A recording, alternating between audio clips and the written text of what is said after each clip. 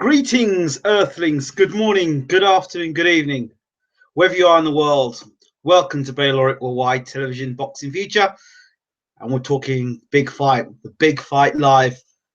We've got a lot to talk about tonight. Top of the bill, obviously, is Chris Eubank Jr.'s first world title attempt for the IBO Super Middleweight Championship of the World. I call it an attempt because people think it's a foregone conclusion that Eubank wins the title. I'm not saying it isn't, but I'm not so lax into saying it's still a world title attempt or challenge.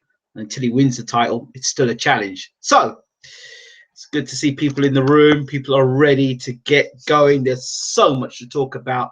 I think I will leave Chris Eubank and Quinlan to the side because that's the main event. That's what people want to talk about.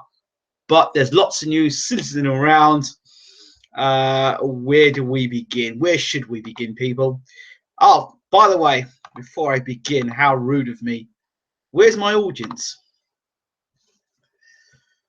Got to address the audience, because if we don't address the audience, then thank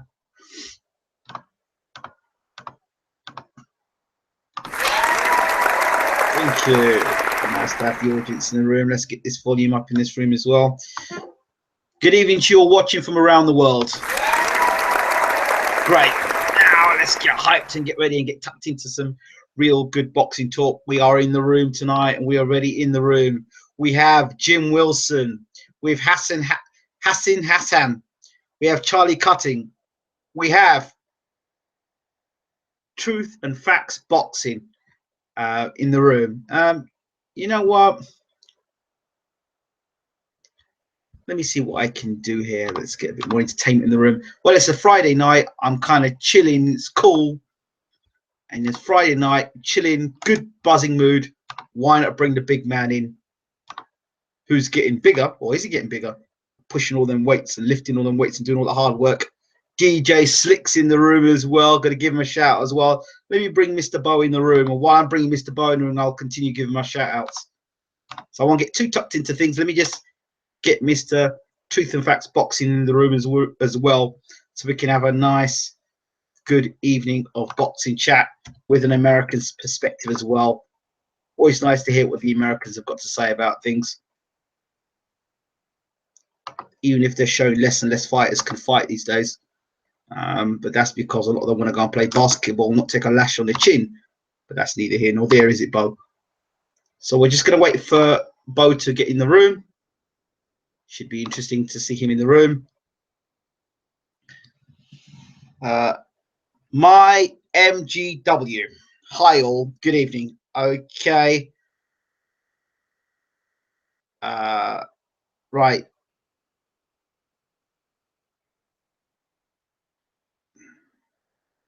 Yeah, Truth and Facts Boxing. I've just sent you a link via your Twitter page so you can jump in the room when you are ready. Cogpendo 9, good to see you in the room. Let me just give everyone a shout out that's in the room. Charlie Cutting, Jim Wilson, Hassan, Truth and Facts Boxing, DJ Slicks, Cogpendo 9, My MGW, John C, Phil Harv. Right, those people are in the room. Take a bow, take a round of applause. Lovely to have you in the room, and lovely to know that you're here to talk boxing. Got a good crowd as always. For those who don't know already, don't forget to rate, subscribe, leave your comments, and don't forget to leave your comments. I do appreciate your comments. Share, like, post it on your Facebook page, post it in boxing forums, whatever. Just get it out there. Let's get more people in the room. We're just waiting for Bo to get in the room before I get tucked into things. Okay, my initial thoughts. I never for 1 second believed that Hughie Fury was going to be fighting Joseph Parker in the UK. Not a cat's hell was that going to happen. I knew Hughie Fury would have to travel. I thought maybe it would be great to have him on the same card as Pacquiao versus Horn. No, April 1st, New Zealand. Understandable. So the Burger King champion, we've got to call him the Burger King champion. That's his sponsorship. I have to say, personally, I would have leaned towards Andy Ruiz in that fight because I thought Andy Ruiz just nicked it against Joseph Parker. But because Joseph Parker was at home and the agenda was for Joseph Parker to become champion, Joseph Parker got the nod. Okay? But be under no illusion, ladies and gentlemen. This is even for Team Fury fans as well. Be under no illusion. Joseph Parker isn't Vladimir Klitschko. This isn't somebody who may be gun shy or who's been knocked out before or has psychological superiority complexes. This isn't somebody like that. This is just somebody who hits pretty hard, fresh, young, protected. Maybe not. He had some. I would say he's fought better opposition than Hughie Fury as to this date. If you look at the record so far, he's fought better opposition. But he has done. He's fought Andy Ruiz Jr. But that's no fault of Hughie. Andy Ruiz Jr. And he's fought Takam, if I'm correct, as well. So those are two fights that Parker's fought. Then when you look at Hughie Fury's record, Rudenko, okay, who beat Lucas Brown, who Lucas Brown went on to become world champion, okay, and Dimitrenko, of course, remember the Dimitrenko fight. Let's not talk about a Dimitrenko fight, okay? Wasn't that the fight where Dimitrenko looked like he dived on the canvas? I'm sure that was, no, that wasn't the dive, that was the illegal punch, was it not? Somebody will correct me if I'm wrong. Either the dive or the illegal punch is one or the other. I'm sure it was a legal punch with Parker. Anyway, so Cassie and Rudenko are Hughie's best wins. And when you talk about best wins and you talk about momentum and you talk about moving forward, Hughie Fury's career, health reasons or not, has been like I said before, like a Ferrari or a Porsche with an engine that keeps spluttering. And that's been Hughie Fury's career. Fight, sick. You can't blame him for that. And I'm not blaming the kid for that. But I have a problem with this fight. And I'm saying it straight out. April 1st, I don't care if April 1st, May 1st, I have a problem. Your last fight was Fred Cassie. That was your last fight. And you got cut over the eye. And you started going all wrong. You didn't have all the, you were ill. Your dad was giving you a rollicking in the corner. Cassie started stepping up the pressure, and the fight ended unsatisfactory. And that was the best performance. That was the last performance we know of Hughie Fury. Let me go back. Somebody said here, Lucas Brown is unbeaten last time I checked. Not question Lucas Brown being unbeaten. But I'm questioning the fact that Rudenko clearly beat Lucas Brown. It's one of those gift decisions, that happens in boxing. KO09. People are talking. Jim Wilson, love Tyson winning the title, but Furies have been so unreliable lately, along with Warren. Too many delays and are losing momentum. They really need to sort it out. Charlie jumps in and says, yep, confirmed it.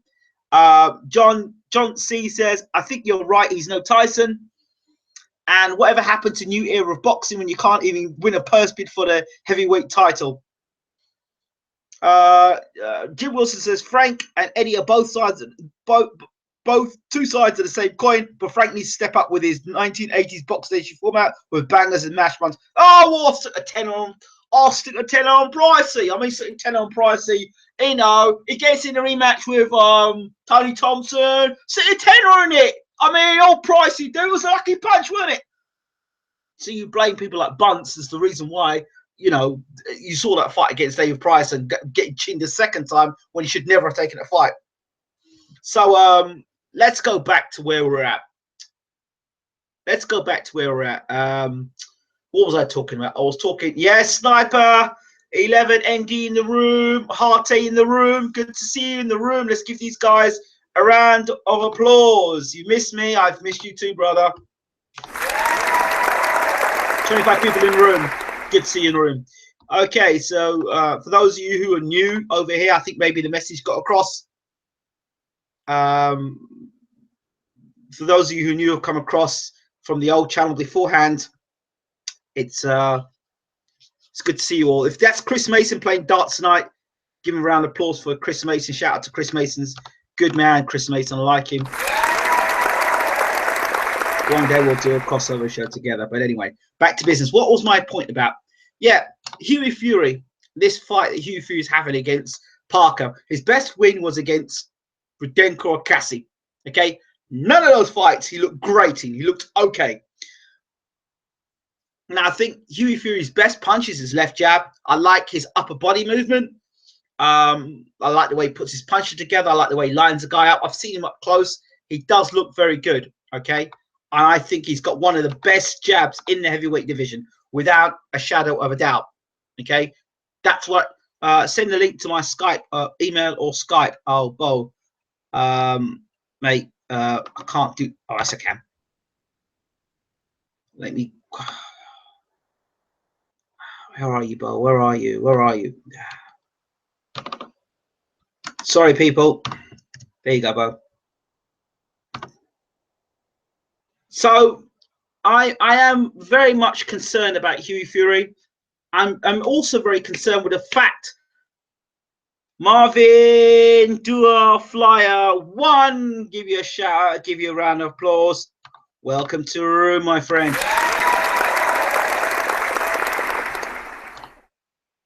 I'm a bit concerned.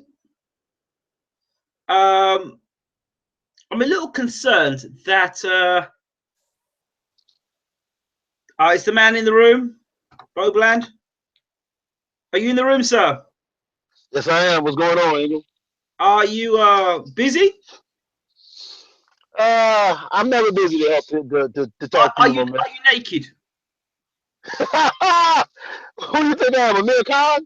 I'm asking you if you're naked. If you're naked, obviously we don't want to see your face. But if you're not naked, you know, I just feel concerned when I'm talking to people and their faces isn't showing. It's just a ring of boxes I'm looking at. All right, hold on, man. I'm gonna show you my face, but I can't. I gotta stick with the room of boxes for right now. Oh, it's one of those ones, is it? Yeah. Okay, well I'll keep talking and I'll bring you at some point because I'm going to lose my train of thought, and then I'll bring you in. All right, my man. Okay. So for those people who want to know who's in the room, that's Bo Bland from Truth and Facts Boxing. Check him out. Truth and Facts Boxing. Like I said before on many of my shows, I've said that this is Bo, Truth and Some Facts Boxing, but that's a personal joke between me and him. Anyway, back to my point about Hughie Fury. Right. Yeah, the person on YouTube just told you put some clothes on. They're very strict on their visas, unlikely. So I have a concern about this fight because when Peter had Hughie from the start, he was building him and taking a fight, and we could see he was taking, 5-10 fights a year. I could see that at first he wanted to be the first heavyweight to beat Mike Tyson's record. Sure, that never happened because of the illnesses. All right, so if a guy's been ill for so long, what is the rush for him to become world champion? Is it because Tyson was world champion and they've got to try and get another? We've got to get that world title. Is it that situation? Is that what it is? Because Tyson's out of the picture. Let's get Hughie in there. Let's get another Fury up there quickly. Is that what's happened? Had Tyson been world champion, would they still be running after Joseph Parker? What is it they've seen in Joseph Parker that makes them feel they can win this fight? Or is it a case of, well, you know what? We'll stick you in at the deep end. We'll see what you can do. And if you beat Joseph Parker, great. And if you don't beat Joseph Parker, well, you can come again. Is that the way of thinking? Is that the way of thinking? Because I'm not convinced yet. You see, I think boxing is about timing. I think it's about consistency. I think it's about momentum. You look at Joseph Parker, and there's momentum behind him. Who was his last fight? Andy Ruiz. Then the fight before that was Dimitrenko. Then wasn't a fight before that Takam. So he's fought guys. I'd like to see how Hughie Fury would do against Takam. How would he do against Dimitrenko? How does he do? He's all right saying, well, he beat him. All right, but let's see how he does. Let's see him put on a performance that's impressive. So there are question marks. Yes, he's done it all in sparring against world-class heavyweights, and I don't doubt Peter Fury's judgment. But what I do doubt is the conditioning of Hughie Fury to do the 12 rounds at a hectic pace, which Parker will push that pressure. He will push it forward. I question the strength of Hughie Fury. Is he physically big enough and strong enough and sturdy enough to go through long 12 rounds of battle? And yes, I talk about, I mentioned people talking like Parker being young as well. But like I said before, this is not Vladimir Klitschko. Mate, this is not Vladimir Klitschko. And whilst you say, well, Vladimir Klitschko, he's technically better, and Vladimir Klitschko's been knocked out several times. Okay, nobody's beaten Joseph Parker yet, and I'm not hyping Joseph Parker out to be the next best thing since sliced bread, but I'm just trying to put things in relative perspective. And I'm a Hughie Fury fan. All right, I'm a big Hughie Fury fan. I'm a big Fury fan. Full stop. But I'm just trying to put things in perspective and say, hold on a second. Hold on a second. This fight, I'm not so sure. And as for the visa thing, is Peter going to be able to travel to New Zealand? Fights are falling through so far with Hughie. We talk about the fight with him and Anthony Joshua. That didn't fall through. That fell through because of money that was offered on the table. The other thing I've looked at Hughie Fury, I don't know if you've noticed, I've seen, but he does look extremely thin. Have you not seen he looks much thinner around the face?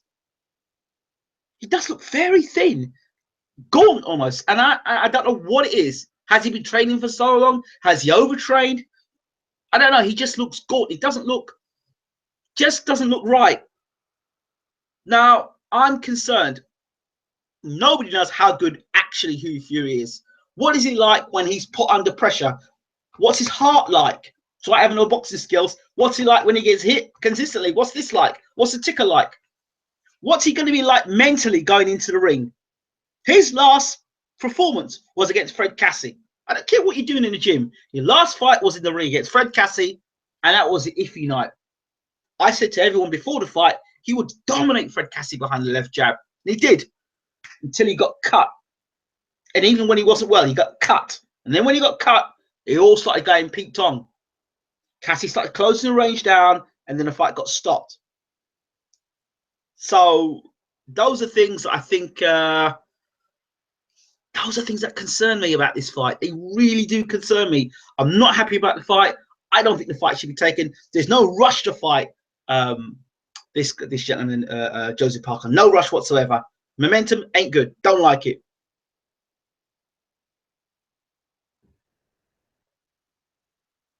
Here we go. Jim Wilson says, Fury doesn't look like he has the same heart as Tyson either. Say what you want about the illness in the Cassie fight. Didn't react right to Cassie nailing him with right hands. I agree. Jim Wilson, he was looking for a way out after the cut. Well, then YouTube says, could it be the medicine that's making him ill? I don't know. So let's hear. Is Bo, are you there? Yeah, I'm here, man. Okay, Bo, give us your thoughts on the whole Hughie Fury, Joseph Parker announcement. That's going to be in Auckland. Well, I think first of all, what people have to understand is that I agree with you about how he looked in the Frank Cassie fight. Listen, he did good up until he got cut. But you also have to look at, he is in line for this title shot. And I think if you want to say it's a rush because you had Tyson Fury as champion, and you kind of want to get another Fury as a champion or keep the Fury name going until Tyson either comes back or whatever the case may be, yeah, you can definitely make a case for that because there wasn't a big, huge push for Hughie Fury earlier. It seemed like all of a sudden once Tyson came out of the picture, then there was this big push for Hughie. But at the same time, if you really think about it, look down at the nuts and bolts of this, the fights make sense because Joseph Parker himself has not really been tested. Joseph Parker himself is still kind of a green new champion that just recently won the belt. So if there's a weak link in your mind that you're thinking of to go after, then Joseph Parker would kind of be the guy that you would say, okay, you know what? He's a brand new champion. It's WBO. We already in line for it.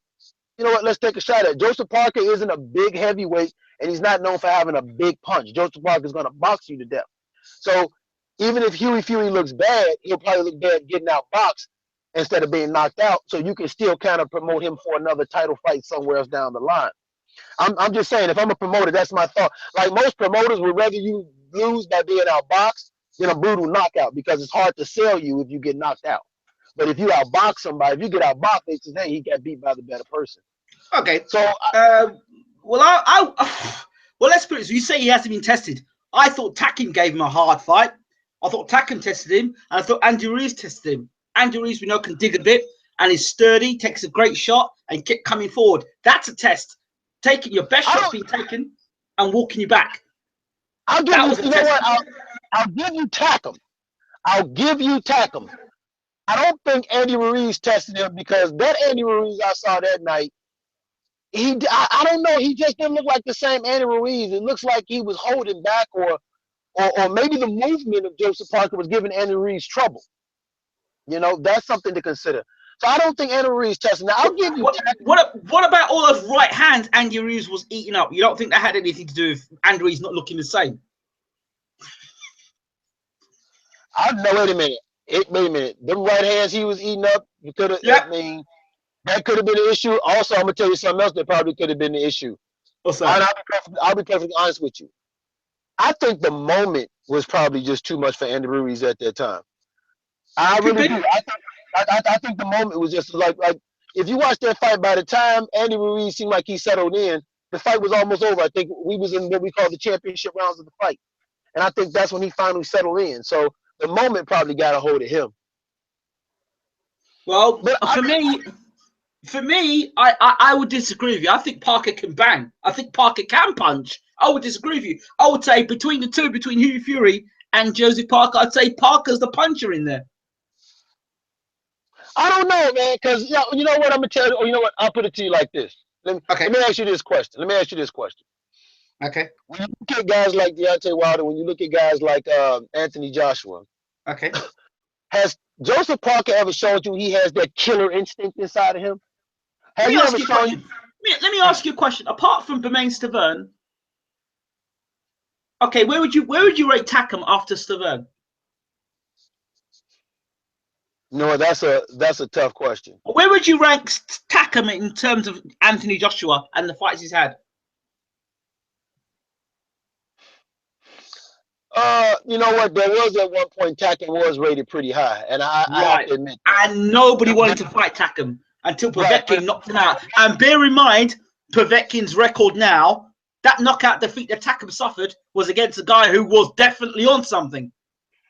And one can also make the argument that knockout and the way he was knocked out by Povetkin probably took some out of Takum. Exactly. You can make that argument. I'm not gonna lie. I'm not gonna argue with you on that one, because Takum was on the name of a lot of people's lips. Like Takum was Luis Ortiz before Luis Ortiz. Everybody was talking about Takum at one point until he took that loss. See, I don't know. Sometimes I understand going and taking an opportunity for a fight. I understand that. But it would also be understandable for Team Fury to say, you know what? Hold on a second. You've just come back from being ill, a long-term illness. How about you take on a fight against somebody in the top 20? Let's see where you're at. Let's see who you're at. Let's see you fight a man. Okay, for example, let's see you fight a man sharp. Not too dangerous, has been knocked out before. Let's see you go on and dominate Manuel Shah. Let's see you take that fight on, shake off the cobwebs, put a good performance against Manuel Shah, and then let's see you move forward. No, let's see you put on a dodgy performance against Cassie, and then drop you in against Josie Parker. But see, here's the thing. That's the trend nowadays. If you're in line for a title shot, and we think we want to put you in there for a title shot, this is what guys are doing nowadays. A lot of times, and Ingram, you know this, we've talked about this off camera. A lot of times, these promoters, they'll go after the money over you being ready. And what happens? You see a lot of fighters get hurt or not being ready for something like that. Like the fight we just had over the weekend with Francisco Vargas and Burchell. There's no way Vargas, after all those wars, should have been in the ring with a guy like Burchell. Right. But a lot of times what happens is promoters look and they look at the money aspect and they look at the opportunity versus is this guy really ready? Yeah. Okay. People are talking. The room is getting rammed. People are saying a whole load of things. First of all, we got Coping asked. 09 asked, can Huey handle Parker's speed? And Charlie Cutton says he agrees with me, and he says that possibly he should have fought Duhaupas or Spilka first. What are your thoughts on this? Oh, I definitely think he should fight a Duhaupas or Spilka because of Duhaupas and Spilka, more so Spilka than Duhaupas, because Duhaupas just got brutally knocked out by Povetkin, so we don't know what's left of him. But Spilka, on the other hand, he's a game guy. He's a tough game fighter. So I think we could learn a lot about Hughie Fury if he was to get in there with a guy like Spilka and answer a lot of questions. I think Spilka's the type of guy that make you answer some questions. I like that. But Huey Fury, not Hugo Fury. I'm sorry. Fury. I'm going to call him Fury, man. H. Fury. I keep butchering names, man. As I told you. That's what I said. Truth and some facts boxing. I know, man. I was calling Lee Shelby. It's like, wow, like I'm killing these names. Okay. Let's say what other people saying. Jim Wilson says, let's be honest, Rudenko is shite and Cassie is shite too. Wow. Oh dear. Somebody's called you casual facts boxing. Okay. Well, I think that's much love there. Huh? I think that's much love there. Yeah. It's fine. It's cool. I understand that. They say about they're on the Hugo Fury thing with you. Oh, about me calling him Hugo. You know what? I agree with somebody said earlier about would Fury be able to handle Joseph Parker's speed? I'll say this.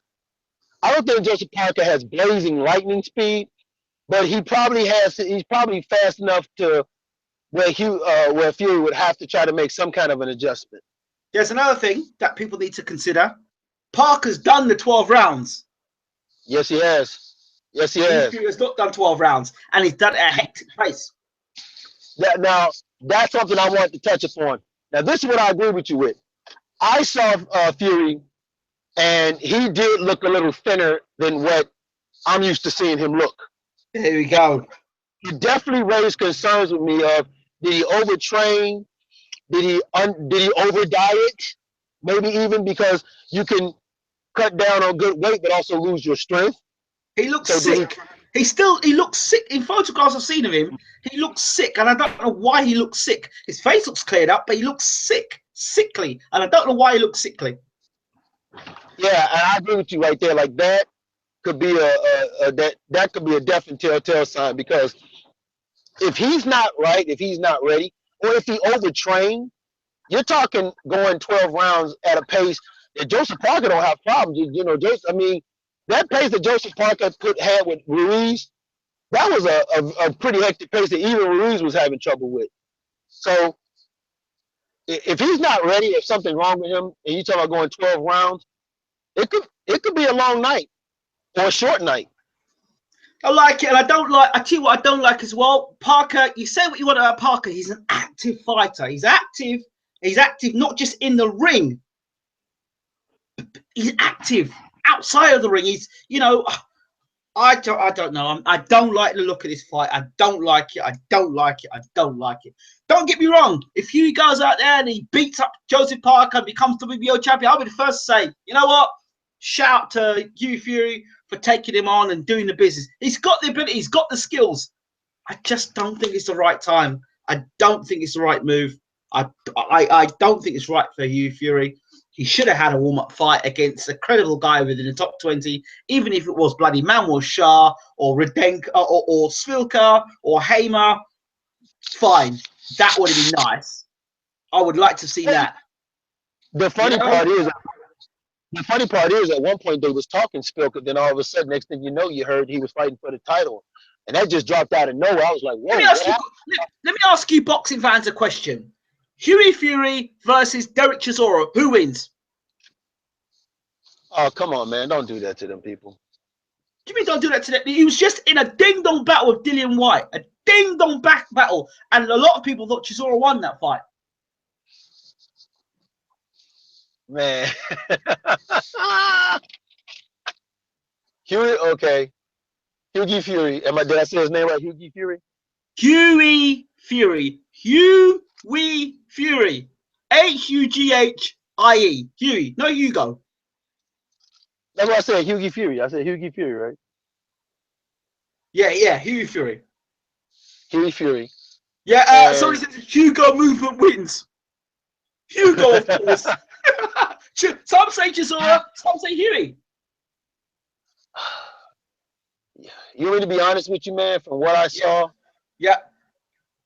Somebody said Yugi Fury.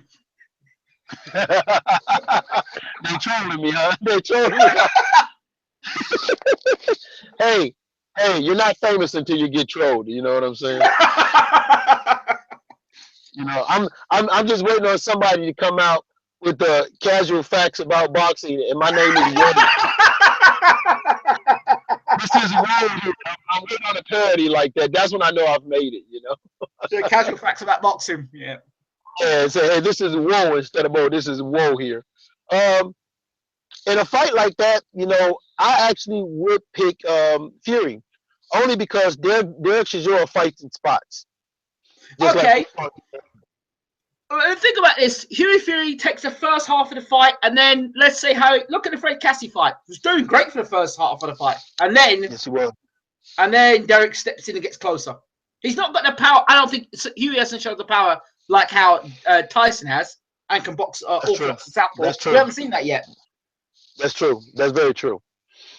And but see, and remember, that's why I said, like, I don't know, man. It's interesting because it's hard to tell a guy who's in line for a title not to take a title shot if you're a promoter and you have an opportunity for your guy to win a title shot. It's hard to take. Like, remember back with Mike Tyson, the reason why people would fight Mike Tyson because, of course, the money. Mm-hmm. Because you knew this guy was a hard puncher. So the money is what will make you get in there with Mike Tyson.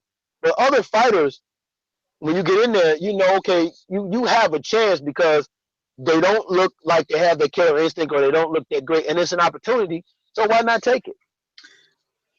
Charlie Cutting asks the question, Chisora or Parker, who wins, Bowen Ingram? Parker. I think Parker can outwork Chisora and make him tired. Because Chisora, my only issue with Chisora is Chisora fights in spots. So if you're going to fight in spots with Parker take advantage of it because Parker's going to fight 3 minutes of the whole round. Yeah, that's true. I think so. That's the other question. Whatever happened to the UCAD thing with Hughie Fury? The who? UCAD. Remember there was all that thing with the UCAD with Tyson Fury and Hughie? They both were meant to be done for using PEDs. Remember that? Oh man, I don't know if you remember. I covered that and talked about that. First of all, I thought it was I thought it was a travesty that the agency, is it UKADA or whatever? Yeah, UCAD. Yeah, I thought it was a travesty that they let that drag on that long without any definites, without any judgments, and then you wait till what, almost God knows how long after his fight with Klitschko to talk about a failed test, and then according to Peter Fury, they had no idea that this is what this was about. They thought they was coming in to answer some questions. Exactly. Back in the interview I did. Yeah, I know. Right. So now all of a sudden, now I'm with you. Like, what happened to it? Like, they actually don't even want to have to answer questions about it. I tell you, it would have been a good fight for Hughie Fury in a comeback. Robert Helenius. That would have been a good fight. Robert Helenius, Hughie Fury. David Allen would have been a good fight. We know Helenius can punch. We know Helenius has got decent boxing ability, but we know Helenius is on the slide. That's true. That would have been a good fight. Helenius would have been a good fight. Even the guy that Joseph Parker beat, and of course we question that beat. That's I think it's Dylan. What was it? Dimitrenko. Yeah, even Dimitrenko. Damn Dimitrenko. Yeah, Dimitrenko. Listen, even Chris Arreola. because what you're trying to do is get the guy back in shape. You're trying to get the guy That's true. having some sharpening up. You're not looking to put a killer in there with him. That's true. And you know what? To your point, I fought in the amateurs. You fought it. You fought before too. And one thing we know is you can look one way in the gym, but come fight night, baby. Because sparring in the gym in front of just people you know is one thing. But when those lights are on, that camera's on, there's a different kind of pressure you feel as a fighter. And the thing is, Hughie Fury's going to be traveling to New Zealand with those demons in his head. He's going to be traveling with those demons in his dressing room. He's going to be traveling with those demons in the ring. And he's going to be traveling with those demons and fighting with those demons against Joseph Parker until he beats Joseph Parker. He's got those demons in his head. Those demons are, the last time I fought was Fred Cassie. And I was doing okay, and then I didn't have any energy. I was ill. But I'm cured now. But wasn't he cured before he fought the Cassie fight? Supposedly he wasn't been cured before. He was cured before. Wait a minute, and how long ago was that Cassie fight? What's that? Yeah, how long ago was the Cassie fight? Can somebody look up when Hughie Fury fought Cassie, please? Just check out when that date was. I'm sure he's been at the ring more about a year now. That's what I'm saying. Wait, when did I interview Tyson? Now, I interviewed Tyson, then he fought Dominic Gwynn, didn't he? He fought Dominic Gwynn and then quickly fought Cassie afterwards. He went 10 rounds against Dominic Gwynn. And then he fought Cassie. It's been out till April. So what? Oh well, if he fights, it's almost been a year. What, 10 months? Usyk, Cassie fight was last April. Bloody last April. That's what I'm saying. So it's almost been a year. Yeah, exactly. So from last April to now, to this year, it's a whole year, and those demons are still in that boy's head. Those demons are still in that boy's head. Boxing is still mental. I don't care about all the physical training you're doing. You're doing it you're not doing it under lights. So you're not only just doing it under lights, you're going to be doing it in New Zealand. You're doing it for the world title. You're doing it against a guy who's active, not a bum, an active fighter who's undefeated, who's hungry in front of his home crowd, and wants to put on a performance. And you're the first guy they're going to fight. And you know what's happened? And you know what? They haven't ducked the Hughie Fury fight. They've welcomed the Hughie Fury fight. They've welcomed it. You know what we have to consider? There's something we have to think about. The mental state. Hold on. Harte says, I wanted to address the fact that he was killed 3 times. Okay. And Harte says, every time there's been a bad performance, he's been ill. So yeah, that's an excuse thing. That's an excuse thing. Always, that's the thing about boxing I hate. Whenever a guy loses or looks bad, there's always an excuse. Just start with the excuse. You had an off night. Just say, hey, I had an off night. Move on. And look at this guy. There was a guy, was it Oscar Rivas? The Oscar Rivas looked very tasty. There's another heavyweight looks pretty tasty. Gentleman George. You remember him? George. Yeah, I remember him. He was unbeaten. I haven't seen nothing of him. He looks impressive. And Ngo, that guy, I rate him. The guy's going to fight Brazil. I rate him. You know what I was going to say is, what you also have to take into account in this fight is the mind frame of Joseph Parker. In Joseph Parker's mind, this feels like his biggest test was Andy Ruiz. I'd say the Cassie fight. No, Joseph Parker I'm talking about. Yeah, Joseph Parker. I thought Cassie was a better. Not Cassie. What's his name? Takam was a better test. But what I'm saying is, if you're Joseph Parker and you just came off of a big fight for a world title against a quality competitive opponent, then you're probably looking at Fury like, yeah, come on, I got something for you because you can't be better than this last guy you haven't fought in a year. That's something to take in consideration because you make a good point. They're not even objective. They're not even trying to, they're not worried about this fight on Joseph Parker's side. Questions being asked. What do you think of Parker being better against taller fighters than shorter fighters? Well, I think in my personal humble opinion, if you look at Lennox Lewis, he always looked better against taller fighters. Look at the way he dismantled, what's his name? Michael Grant. Well, that was a tremendous performance. The way he walked in, threw his uppercuts, even when he fought Vitaly Klitschko and he was out of shape, how he did against Vitaly Klitschko. Akiwande. Remember that guy he fought, Akiwande? Akiwande, yes. Akiwande dropped him, by the way. Mm-hmm. So I think there's a possibility that Parker could fight better. Remember, it's always better to punch up than it is to punch down. When you punch down, you leave there's a sting that you lose your punch power. You're losing. For the guy, that's why Tyson was so good, because the tall guys would punch down at Tyson, and Tyson was punching up at you. So you're going down, and he's punching up at you. So after the big men lost leverage on their punches, and they were to knock. Mike was in position to knock him out every time. You see, so when you are now in a position like Parker is, he's going to be fighting a tall guy. It's going to be good. Coping, then I go back and look at look at it. I think it's round 2, round 3. Lewis is coming in, and Akiwande throws a right hand, and Lennox drops, and not drops like his gloves touch the canvas. So that's considered a knockdown. So yes, go back and look at the fight. I remember it very well because I remember Henry Akinwande going, "Don't forget to get your popcorn.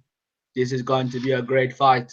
And I'm looking at this guy going, "You are so damn." I loved Henry Akinwande. I was a big Henry Akinwande fan. I remember when he fought John Fury, Henry Akinwande.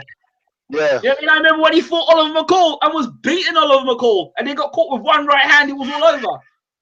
Yep. So I remember, Akinwande fought John Fury. Go check it out. So yeah, Akinwande had absolutely no personality, but he's a good fighter. Nobody talks about him. He was a good fighter. Jim Wilson says, agree with Ingram about sparring, not the actual fight. Do you remember Peter Hyping Chambers as one of the best sparrings yet ever, but never made the great performance in the ring? Could it be the same with Huey? Let's put it this way. Eddie Chambers, after all the hype and all the training, for Gerard Washington, hands up, walk forward, smile. I mean, what's that? Well, we haven't seen Eddie Chambers since. So I don't know. We're going to move on from this subject because a lot of people will be sick and tired of me talking about Hughie Fury. Again, just to repeat, I am not in favour of this fight. I don't think the fight should be happening now. And this rush to try and get Hughie Fury to get a world title, not agreeing with it. So I'm going to shift on from that point. But I am going to very quickly touch on the Stavern. Probably going to be, I believe, will end up being #1 contender, which means you'll see Wilder Stavern 2. Povetkin, the cheap Pedvetkin has been caught again. No surprise there. So I hope the WBC and every sanctioning body kicks him out of boxing. I really do. That guy needs to be seriously dealt with.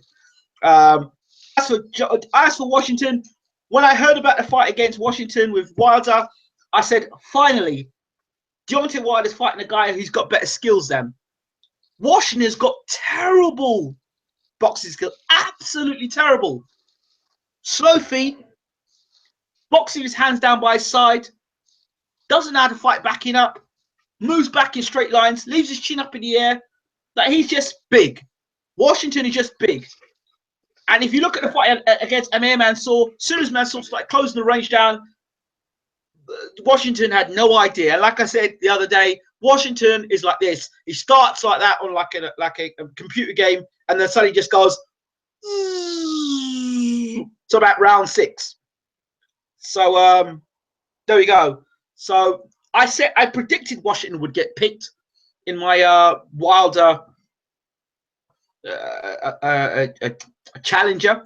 What are your thoughts on Washington, Bo? Yeah, you know, I made a comment and I got a lot of flack for it. So I'm going to say that comment again. I think Gerald Washington has about as much chance as a snot bubble in your nose and you have a piece of tissue in your hand ready to get that snot bubble out. That's how much chance I think Gerald Washington has. Listen, Gerald Washington is a former football player turned boxer. That's why he's slow.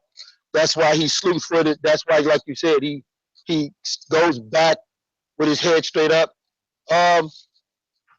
Joe Washington is also somebody like he's for his size, he should be a lot more imposing than what he is. Like he's one of those guys that's big, but he fights like a welterweight. Like he'd rather go 12 rounds with you than get in there and put you out and knock you out.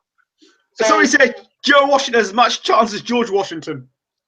yeah, I agree with him because Deontay Wilder said why he took this fight with Joe Washington because he said Joe Washington always showed him respect and he was always like, yeah, I'm ready, champ. And I'm like, screw that, man. I'm not gonna kiss your ass to get a title shot. Who I mean, this is boxing. This is combat. I didn't know I had to be your buddy or be nice to you to get a title shot. That's not what boxing's ever been about. So, I mean, I understand the Joe Washington fight because you're coming back from your hand injury to test your hand. But I'm going to say this. After this fight, Deontay Wilder has got to step it up. You either got to fight Ortiz, Pulev, or unification bout. He's going to fight. He'll be fighting Stavern again. It'll be interesting to see how much he's improved since the first Stavern fight. And Stavern himself, no disrespect to Stavern, he's got to fight someone, man. He can't just go into his rematch, wherever it's going to be, and not fight. He's got to fight somebody. And, you know, and that's a shame that the WBC hasn't made a decision about what to do with Stavern as far as getting him a fight since Povetkin has popped. Like, no, he'll be number one contender. He'll be number one contender. We'll fight the winner of whoever fights on the 25th. It seems that way. But it shouldn't. Listen, it shouldn't be that way. Well, how can you say it shouldn't be that way? He was meant to fight Povetkin. The guy failed a drugs test. WBC should have known better. No way the WBC should have allowed Povetkin, after they caught him the last time, should have allowed him to go and box again. He got caught before the Stavern fight. So why stick him in again? No, so that's the WBC's fault. The WBC should never have sanctioned that. And when I asked the president, and I've got the interview on my old channel, the Bayloric boxing. The Bayloric TV boxing channel, when I interviewed him and I asked him the question, why is Povetkin still boxing? What are you doing about it on the WBC? Oh, well, you know, well, we can't really go into that now, but, you know, they knew damn well he was, they know the score about Povetkin. Why they allowed him to fight again, I don't know. So people are saying there, Stavern Pop 2, correction, it was an energy drink. It was a Monster energy drink. And the reason why the article came out, for correction, to put the record straight, Stavern was caught with an energy drink, and the actual USADA said to Stavern, by drinking energy drinks, it's a danger to your own health. What Povetkin has been a danger to other fighters' health. There's a difference. Don't put the two in the same room. I'm glad you said that. I was just going to say the difference between Stavern and Povetkin was what he got popped for was harmful to himself, not another fighter. So there we go. So as for Dillian White Stavern will not happen. Forget it. Forget that fight won't happen. It will not happen. So don't even think about it. Dillian White is ranked 10th in the WBC. Stavern will be ranked number 1. Why the hell is he going to fight Dillian White? Not going to happen. Sorry. So, Big Baby Miller is Stavern. Big Baby Miller more likely is going to fight Luis Ortiz. Uh-oh.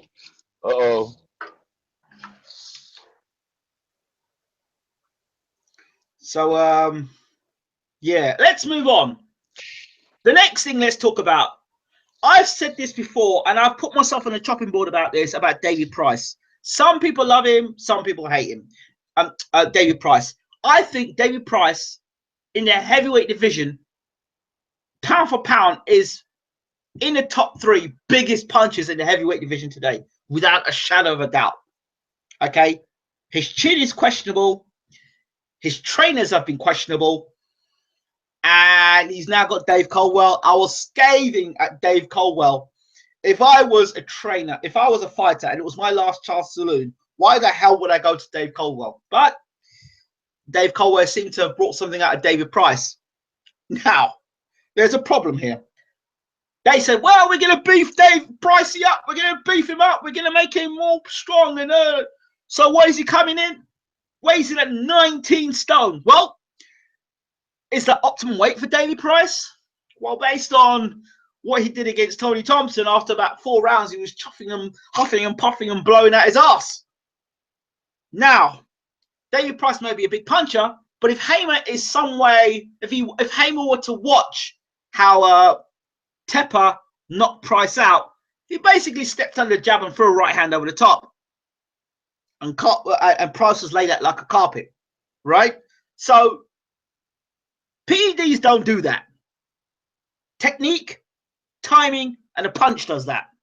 Okay, so if Price hasn't learned from those mistakes and he hasn't worked on those defensive issues, there's a problem. Now, the other thing that concerns me is, can you imagine Dave Colware doing pads with David Price? Dave Cole was what, 5'3", 5'4", versus David Price, who's 6'7", 6'8". How the hell does that work? Does anybody got an idea? Bo? No, I don't know how that works. I have no idea, man. You know, David Price has been one of those anomalies in boxing. Like, he was up there mentioning the names of the top heavyweights, and all of a sudden he fell in the rabbit hole of an Alex in Wonderland, man. Like, you know, like the Wizard of Oz, he was the Dorothy in the World House. Like, what happened to this guy? And now, like you said, you used to get on my nerves, Ingram. Yeah. Because you say stuff. But when you think about it, like you would say all the time, Luis Ortiz went from fighting Brian Jennings to David Allen, Malik Scott. Well, David Price went from being someone we're talking about to who he's fighting right now. What happened? Why did this happen? Who's responsible? Like, how did his people allow a guy that was being mentioned amongst the top heavyweights to all of a sudden just drop off the map like that? That's criminal. Well, if you look at David Price, if he fights Christian Hammer, who did Christian Hammer knock out in his last fight? I don't know. Was it Helenius he knocked out? You know what? It was Helenius. I think it was Helenius. Yeah. Knocked Helenius out, and Helenius can dig. I would say Helenius is probably a better boxer than David Price. He's certainly got a better chin than David Price, and he got nailed. Sure so, listen, 19 stone. No. 19 stones. If that fight goes over 4 rounds and Hamer's still there, Price fans better start being concerned. They better get concerned. 19 stones. Oh, well, we need to put a bit of weight on him. All right, a bit of weight on him. 19 stones. When you look at Dave, if you looked at him carefully, you looked at his body, he didn't even look in shape. I'm not so worried about Hamer, because he always looks like he's out of shape anyway. He looks like, nobody funny, he looks like the guy you find in a kebab shop. No disrespect, but he looks like a guy who works in a kebab shop. All right. But David Price, I've seen him look more ripped, and I'm not saying that in a sense of, oh, he has to look ripped and muscular to see he can fight. But putting weight on for the sake of putting weight on, that doesn't make your chin any better. Sorry. Somebody, oh, if you put more weight on, he's gonna have a better chin. No. Duhaupas knocked out. No, it was Duhaupas that knocked out Helenius. Okay, so who was it that Christian Hammer beat then? Christian Hammer beat somebody. Duhaupas, yeah, I thought, because Duhaupas after losing to Deontay Wilder, he did have a big victory.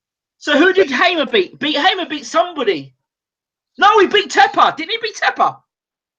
Oh, yeah, there you go. Tepper. He beat Tepper. Oh, okay. Oh, that was a good win then. And Tepper was the guy who chinned Price. Yeah, that was a good win then if he beat Tepper. Right, and now look, Fury made a mockery of Hammer. I remember watching that fight. That was a fight Fury fought before he fought. Was it before he fought Chisora again? Or before he fought Klitschko? One of the two. So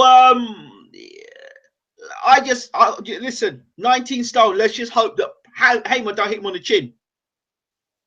That's what I'm saying. He's gonna hit him on the chin. You better believe that. He gonna touch that chin. What happened? He said, Hamer is cross-eyed. Those people in the room, they're cool, man. You tell them that. Hammer time. David Price can't put muscle low testosterone or something. Hammer was before Klitschko, so I was correct there, you see. So my concern is 19 stone, what? The shape of Price, no. How long did Price know he had this fight against Hamer, by the way? How long did what? How long did Price know he had this fight against Hamer, by the way? How long did Price, does anybody know how long Price knew he had? Because he don't look in shape to me. I'm sorry, he doesn't look shape for me. Then then again, he can go out there and clean up. I would like to see Price work with a defensive coach. Price, 5 weeks he had for the fight. Okay, Price, what the hell was Price doing in between that guy he fought, that walking punching bag? Do you remember that guy he fought? You remember the guy he fought before that walking punching bag? I mean, that guy was terrible. It was like, if you want to put in a dictionary, walking punching bag, that guy that Price fought in his last fight, that guy was ranked 333 in the heavyweight division. What? He's 333. In boxing. Considering BoxRec, the guy that David Price last fought.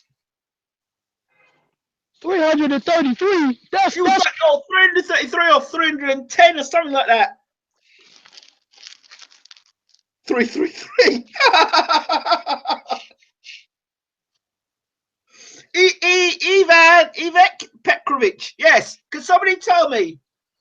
Ivan Petrovic's world rating at the moment, please. Go on, check it out. Check it out, his world rating. It was 330 something. Yeah, that's the last time I looked. Let me check it out. Somebody get his world record, please. the last work he fought looked like it. Yeah, he was 333, best heavyweight in Croatia.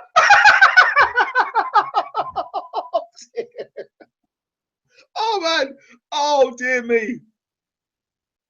Hold on, I need to get my audience in. Hey, listen. Thank you. I need that. He's got a record of 22 and 33 and 54. He's ranked 554. He's ranked 554 now.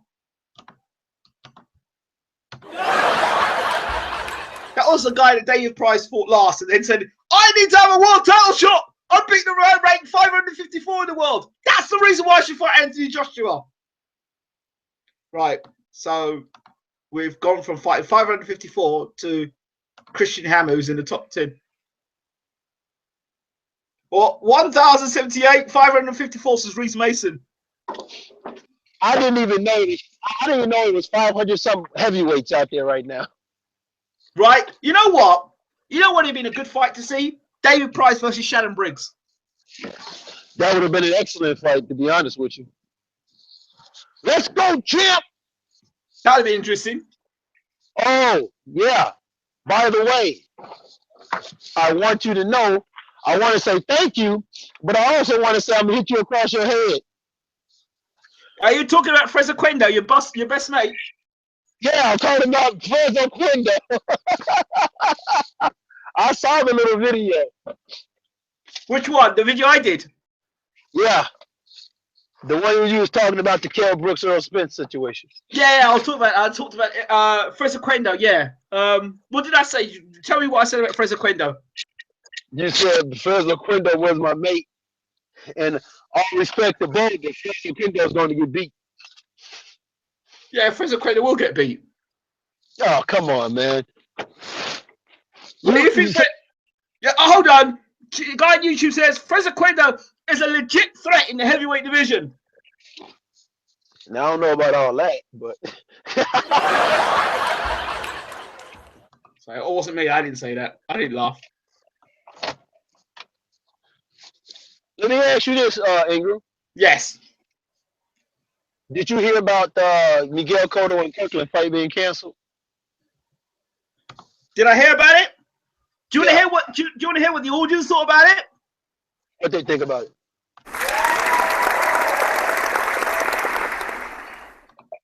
I think the same thing too. I have a feeling. Yes. I have a feeling that you may see Miguel Cotto versus Kell Brooks. At 154. At 154. I don't see that. Cotto versus Billy Joe Saunders. No. Cotto don't want to fight at 160 pounds.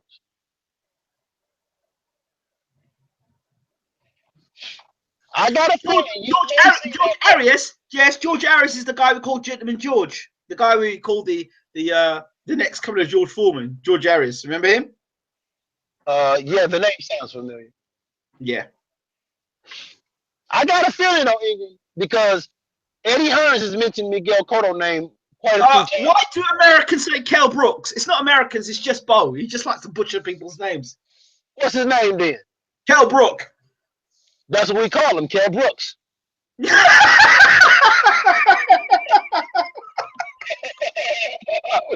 We call him Kell Brooks. Kell Brook. No S. There's no S at the end of Brook. Oh no, I know that. I'm saying we Americans will call him Kell Brooks.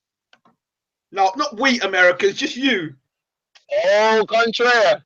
Go to some of the. What about Eddie Hearn? Is Eddie Hearn or Eddie Hearns? It's Eddie Hearns. Eddie.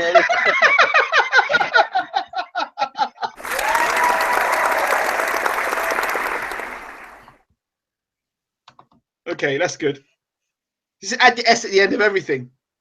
Right. That's the American way, man. Okay.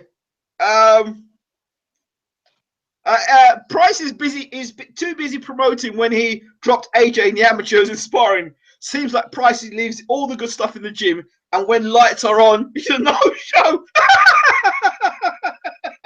Did he really drop Anthony Joshua in sparring? Yeah, I believe he did. I believe that. But everyone seems to drop Anthony Joshua in sparring. Even cruiserweights are doing it. So, I mean, that's why it doesn't bode well for if Vladimir Klitschko hits him with 10-ounce gloves. Well, Which he will do. Well, you know, when Anthony Joshua first started out, you know, he used to spar Vladimir Klitschko way back before when he was. And when he did, he started. So the report was he started the sparring session with a white t-shirt. He ended the sparring t-shirt, ended the sparring session with all in bloodied. That's how many jabs that we're getting through. Zest CFC, let's give him a shout out and a round of applause. Welcome you back into the room, my friend. Long time no see.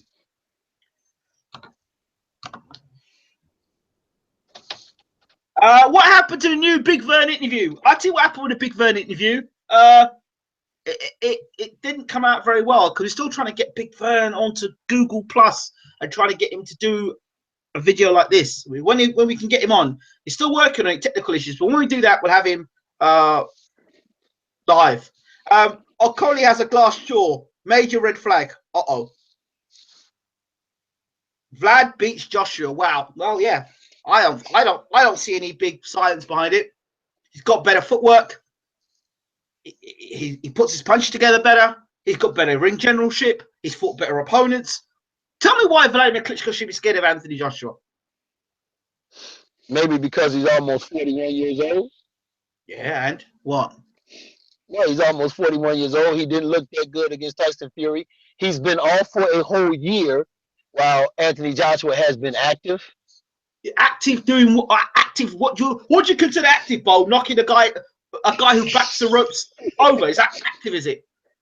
Wait a minute. You know what? I'm glad you mentioned it. Let me ask you this question. Yeah. Because I got into a heated argument with somebody. Would you say that the Molina that Anthony Joshua fought was not the same Molina that fought Deontay Wilder?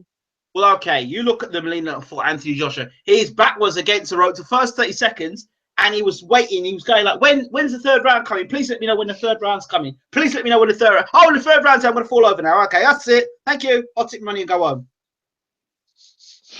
Okay.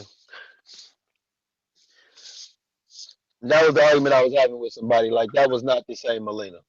That was not all right. So that's not all right. So, no. So, okay, let's move on a little bit. Let's talk about this Hamer fight with Pricey. What do you think? The Hamer, who? A Pricey versus Pricey versus Hamer. Who wins? Price versus Hamer?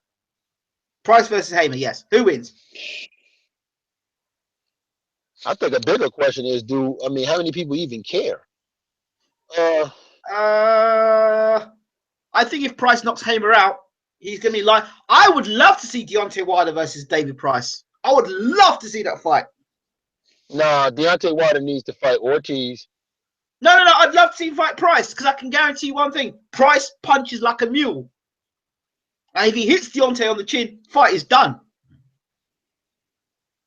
He just needs to be positioned in a place where he can land that right hand.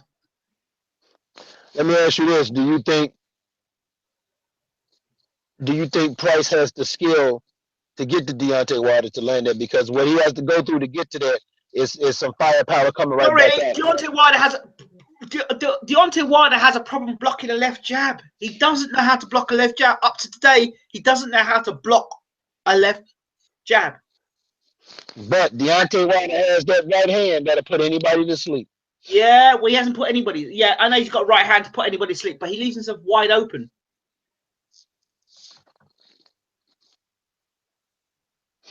So I think Deontay Wilder knocks David Price out, man. I think it's a great fight. For as long as it lasts. So Jim Wilson's got Hamer by upset, but would it be an upset if Hamer knocked out Price? No, it wouldn't be an upset at all. If the fight goes over 5 rounds, I'm going Hamer by knockout. If the fight goes over 5 rounds. Yeah, I agree with that because look at how Price looked in his last fight. I mean, Price just doesn't, like you said. I agree with you, man. He doesn't. I don't know what happened to David Price. Like I said, he was the talk of everybody in the heavyweight division. All of a sudden, he just. If you remember rightly, Anthony Joshua is the.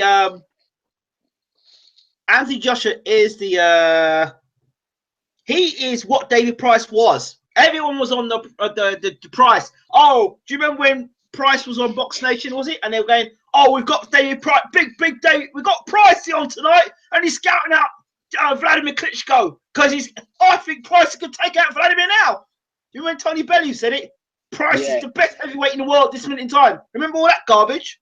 Remember that? And Anthony Joshua fans haven't learned their lesson. They haven't learned their lesson. They haven't learned their lesson yet. Let me ask you something. Let me ask you something because I run into this a lot on some of the boxing sites. I found more UK people that I talk to that are more critical of Anthony Joshua's resume than if you go to some of these boxing sites. Some of the UK people on these boxing sites, they act like Anthony Joshua's resume is the greatest thing since sliced bread. What is that?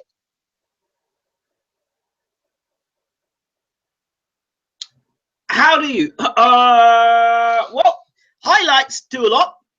Highlights do a lot for people, but highlights and then Vladimir Klitschko's poor performance. Remember, I keep going back to this thing about Carl Frampton.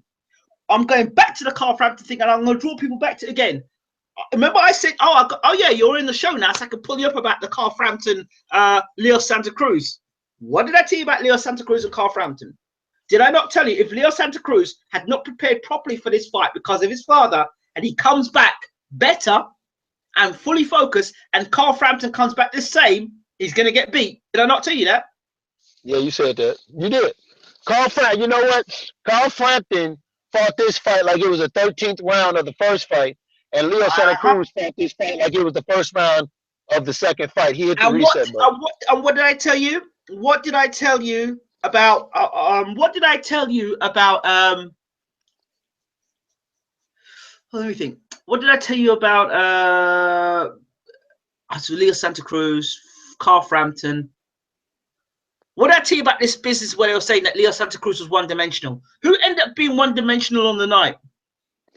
Oh, Carl Frampton looked at not just one-dimensional. Carl Frampton. Well, you tell me what he did differently from round 1 to round 12 against Leo Santa Cruz. Well, the first thing he did differently was he came in 130. He rehydrated to 138 pounds. I don't know what the hell that was about. I don't know why he felt the need to rehydrate up to 138 pounds. That was not a good idea. There we go. He thought it would be a little bigger, a lot stronger. Maybe had to knock Santa Cruz out. That's what they were looking for, the knockout. Here's another thing. We'll move that point back to the Tyson Fury fight. He did the business against Klitschko the first fight. No doubts about it. Could he repeat that in a second fight? With Klitschko having the issues that he had outside the ring. I keep mentioning that. Nobody wants to pay attention to that. So people look at that Klitschko, which was a poor performance against Tyson. Tyson boxed brilliantly that night. Can he reproduce that? We don't know because we never saw that fight. So that Klitschko is what the Joshua camp are looking at, which would be a terrible move to make, because if Klitschko wasn't 100% on the ball, I've known his wife had a lot of issues. If he's not 100% on the ball, and now he comes back 100% on the ball, and they're expecting that same Klitschko, and Klitschko gives them movement, there's problems. I'm telling people already. Oh, that's big problems. I said it, but now you're not going to see that. They go, oh, Joshua, he knocked out Molina. Oh, Joshua, he knocked out Brazil. Go and look at the Brazili fight. Go back and look at the Brazili fight. Brazili gave him a little bit of movement, and Joshua was missing him with big right hands. He was missing him. But here's the thing about the Brazili fight that upsets me was Brazili looked horrible in the previous fight against Amir Mansour. Amir Mansour, had it not been for him biting on his tongue, would have beat the crap out of Dominic Brazili. Listen, let me get something quite categorically clear here. Tyson did a masterclass against Klitschko that night, and I will always say that. So don't anybody think I'm disrespecting Tyson here. Don't anybody think that, because you don't know me otherwise. So I've got to say Brazili, because that's what I think. Brazili. I mean, so let's get that categorically clear before people misinterpret what I'm saying.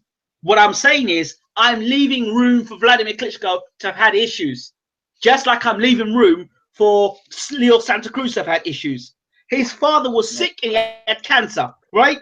That takes priority to boxing, right? His dad was well, he was back in the ring. They fought. You saw the performance of Leo Santa Cruz. You saw the performance of Frampton. Now who looks one-dimensional? Can Frampton make any adjustments now for the third fight? I personally don't think he can. But then that's just me. So the question with Tyson is we don't know what he would have done against Vladimir Klitschko, and if there's anything left in Vladimir Klitschko. Anthony Joshua's going to know whether there's much left in Vladimir Klitschko. But there's one thing here. He's a hungry champion. He's a guy that's rested he's had a good year's rest, reinvigorated.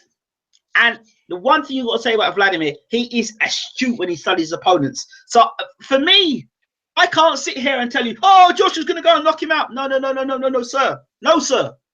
I'm looking at what the opponents he's fought. I'm looking at the guys. How many guys has Anthony Joshua fought have had the mentality that wants to go out there and beat him? One man, Dillian Whyte. That one fight. And that's the fight that you have to go back. And I tell you something. That's the fight that Dillian Whyte, he hurt Anthony Joshua in that fight, didn't he? And listen, and he went into that fight with an injury to his shoulder. Go back and look at the tapes when I was doing the preview to this fight. I knew he was injured going into that fight. And that's the same left hook that he caught Joshua with. And look what happened to Joshua. Joshua slowed right down. So imagine Vladimir hitting him with that left hook.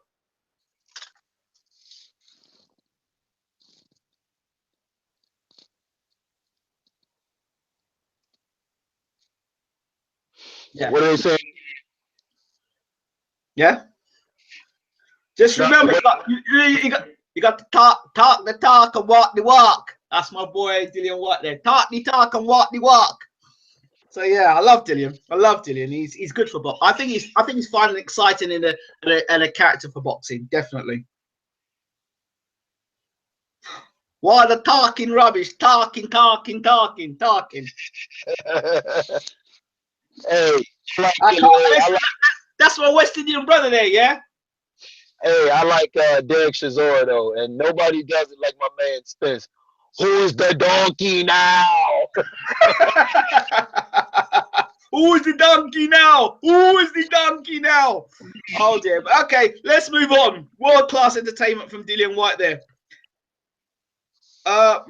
Let's go. Let's move on. Who misses Jim Watt's commentary? I do. This is reckless boxing. Let's move on. So we've had Jim Watt. We've talked about Dillian White. We've talked about Price and Hamer. Prediction: if the fight goes past 5 rounds, with a 19 stone Price, and that's 19 stone yesterday. How much Price he weighing by the time he fights?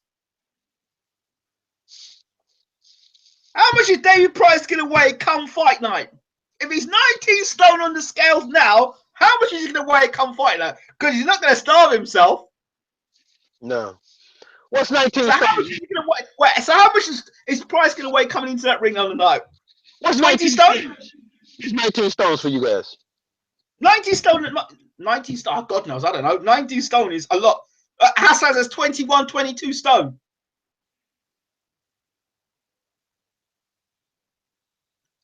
So anything after 4 rounds,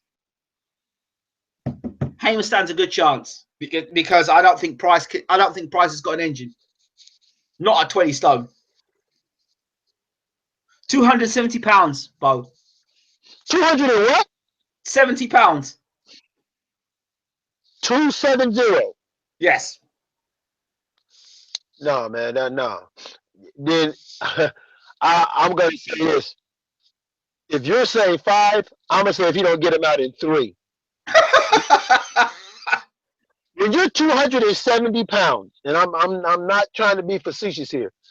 I've never seen, and it's very hard unless you are used to carrying that kind of weight, being in shape at that weight level, to walk around 270 pounds and get in the ring and think you're gonna do something beyond 3 rounds. Ingram, your wife is in the room. Are you talking about Beverly? Good evening, Beverly. Let's give you a round of applause. Give Beverly a round of applause. Nice to see you in the room, Beverly.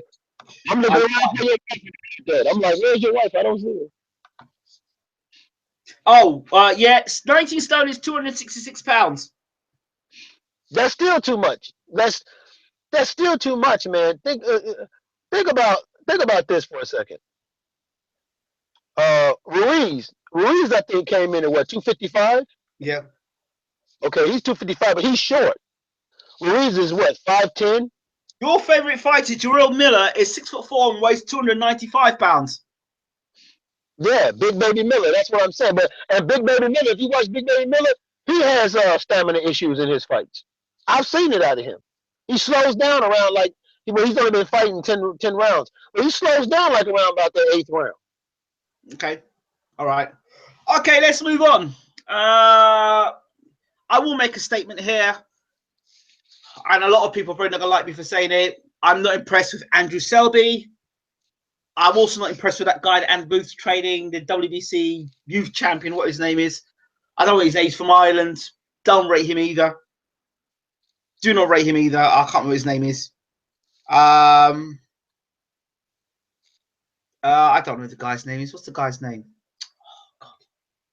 Oh, Ryan Burnett. Don't rate him either. I just think he's just hype, proper hype. So, moving on.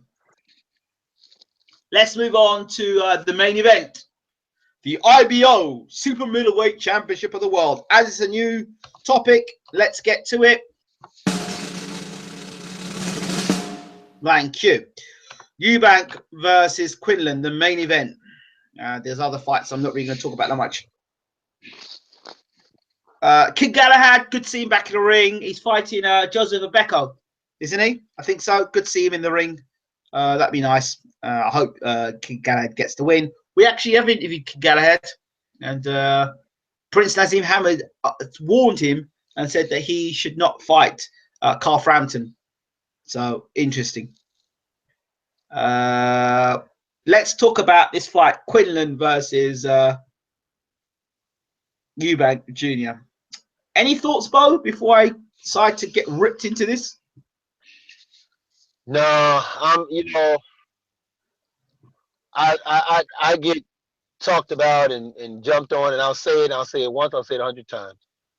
Chris Eubanks Jr. biggest problem is Chris Eubanks Sr.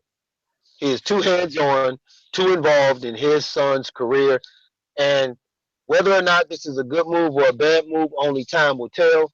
But if you look at the path that has been going so far with Chris Eubanks Jr., it has not been good. Okay, fair enough. Okay, I want to talk about the champion, Quinlan. First of all, he doesn't carry himself like a champion. No disrespect, he looks like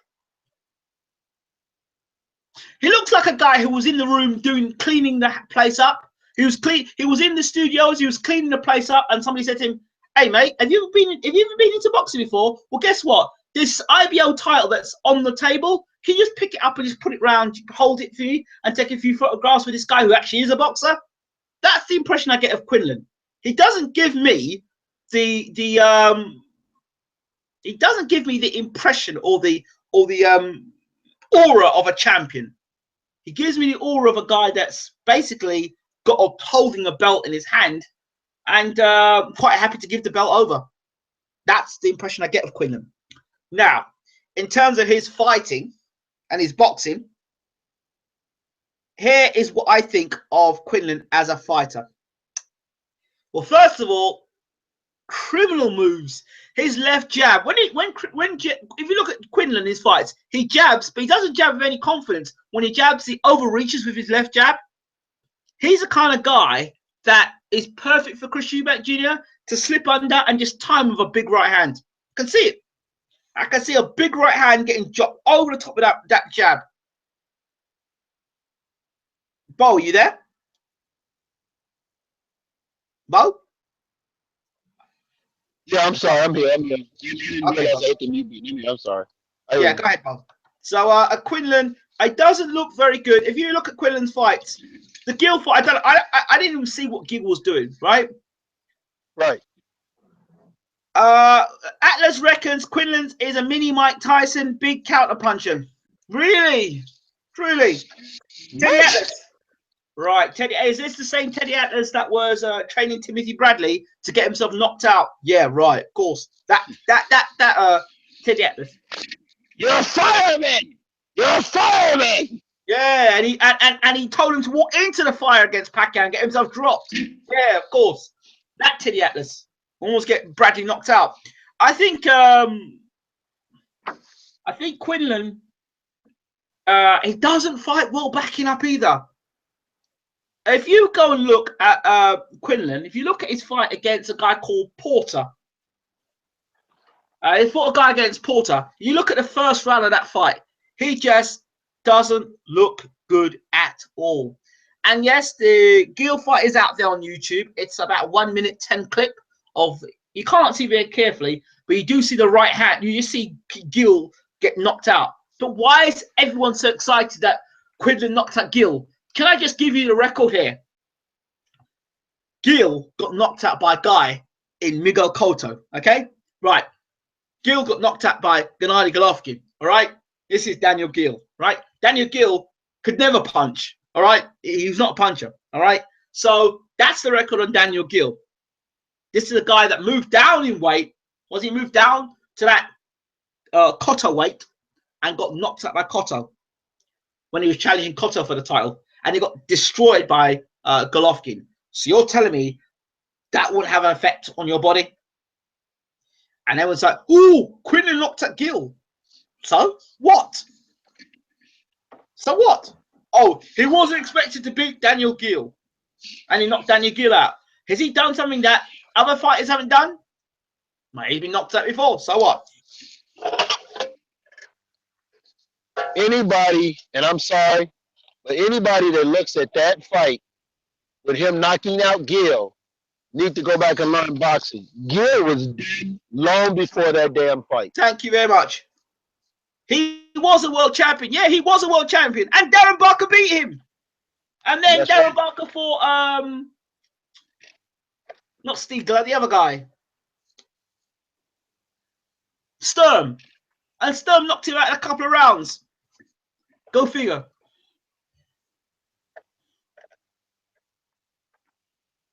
Oh, check the fight on Twitter. Quinlan knocked KO Gil with a push.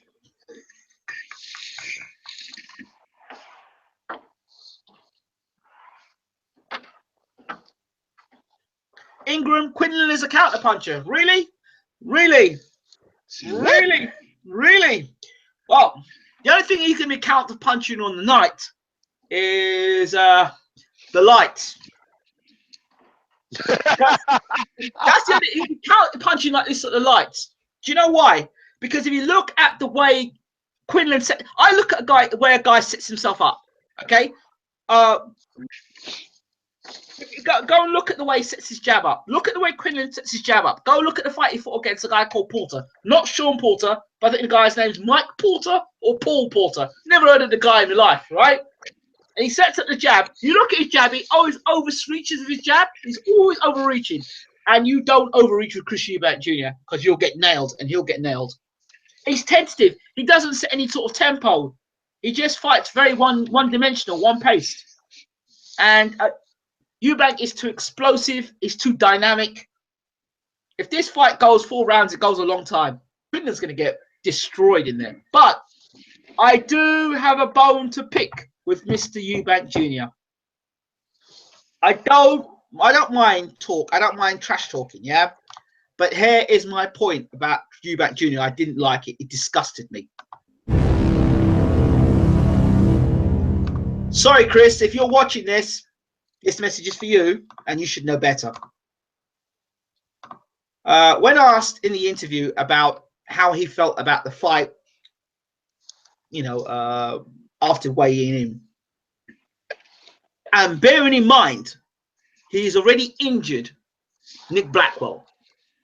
Right, and Nick Blackwell is in hospital trying to recover from, you know, injury sustained from sparring after the Eubank fight.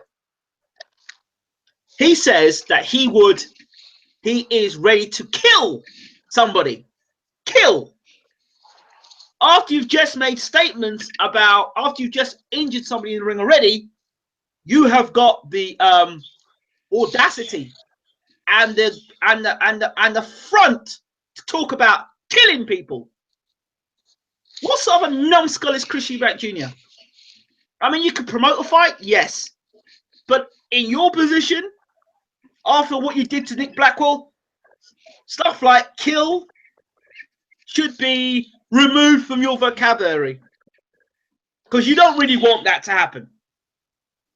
Okay? And I just want that to be known. I'd love to know what people think about that statement. I think you have to take into consideration that Chris Eubanks Jr., I really believe, is trying to be. I think Chris Eubanks Jr. is trying to be like his father. And he's trying to please his father so much so that he's doing certain things and saying certain things that I don't think is really who he really is. That's just my opinion, because, I mean, think about this for a second. You left a lot of good fights on the table, leaving 160 pounds. You could have refought Billy Joe Saunders. The fight with Golovkin didn't take place, which was not a fault of his, but a fault of the demands from his father. So now, like you said, you know, you severely hurt a guy, and then you talking about some, oh, I'm gonna kill him.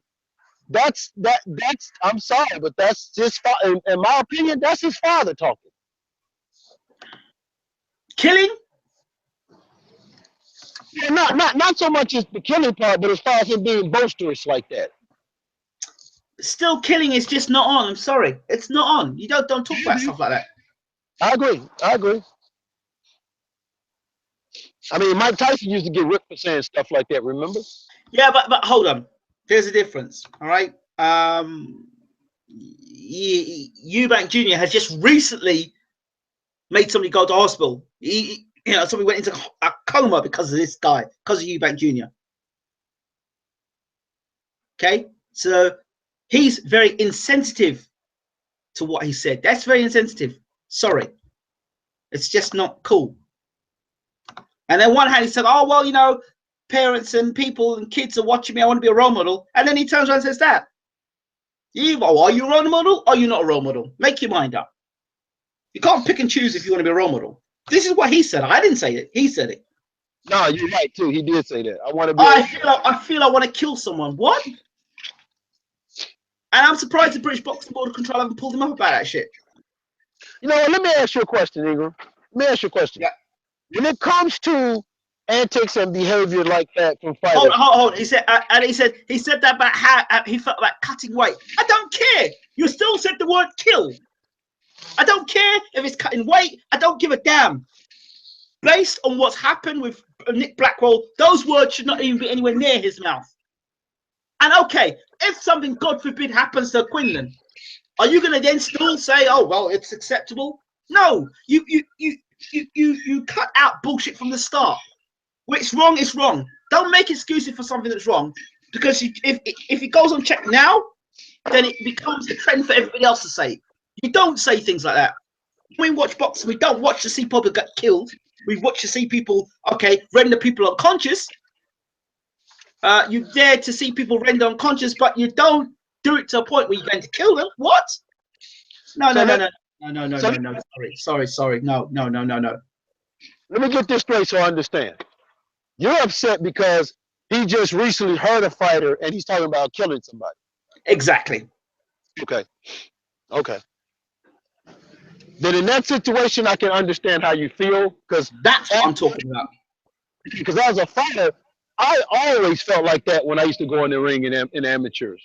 Yeah, but you could use other words. You could say, yeah, I feel like, you know what, I'm cutting weight and I feel like now I could destroy somebody. I can understand that. You know, I'm ready. I'm up for it. I'm ready to go. But to kill, end life, there's no polite way of looking at the word kill. Death. There's no sort of.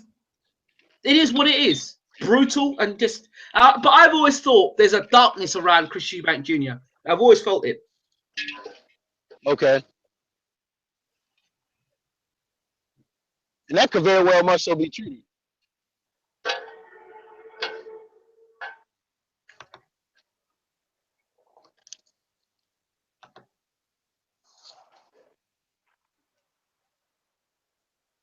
Exactly. So then there's my point. So J-Star 8575 makes a valid point. I wonder how Eubank would feel afterwards. Bro, you've just rinsed the kill comment for all it's worth. Give it a rest. Listen, maybe you've never boxed before. Maybe you've never seen somebody being injured before. Maybe I knew Nick Blackwell personally. So yeah, I do feel upset about it. So sorry. I haven't got time for people out in my room. Go, get lost. You know, I'm cleaning out people in my room. Simple. I'm just cleaning people out of my room. Simple. Not mess around. Clean them out so I don't have to deal with them again. Did his dad get done for manslaughter? They should know better. Yes, they did. I agree with you, but you've gone from making a point to a rant. No, because I'm only going about this point and being strong about this point because of some of the comments that be made in the room. That's all. So there we go. Let's move on. So the fight itself. If Eubank is this exciting fighter, he should get Quinlan out of there in 3 rounds. I'll say it should get it. I'll say it should be inside of 5. Eubank, the most exciting fighter in the world, the most devastating fighter on the planet. 5 rounds against the non-dynamic, non-creative person. That's Quinlan. Yeah, and I'm gonna tell you why I say 5. I say 5 because Eubanks will probably try to act like he's trying to carry the guy for a little bit, toying with him, and then get him out of there in the 5th.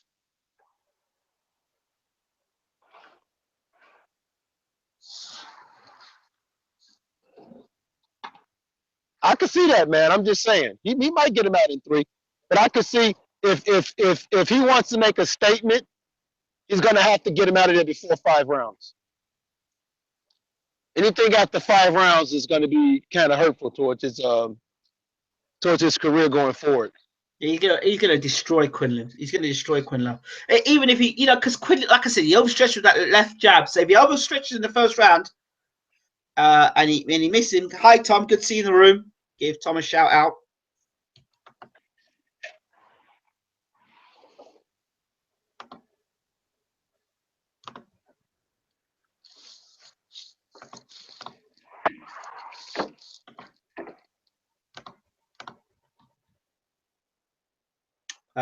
Tom, good to see you in the room.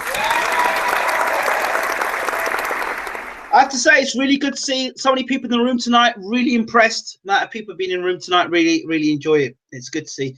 Ingram, I did DM you. Charlie, I've not got the DM. Sorry, mate. Please send me the DM. I haven't got it yet. Make sure you send it to the right account. But for those people who are trying to DM me and send me Twitter messages, it's now Bayloric TV.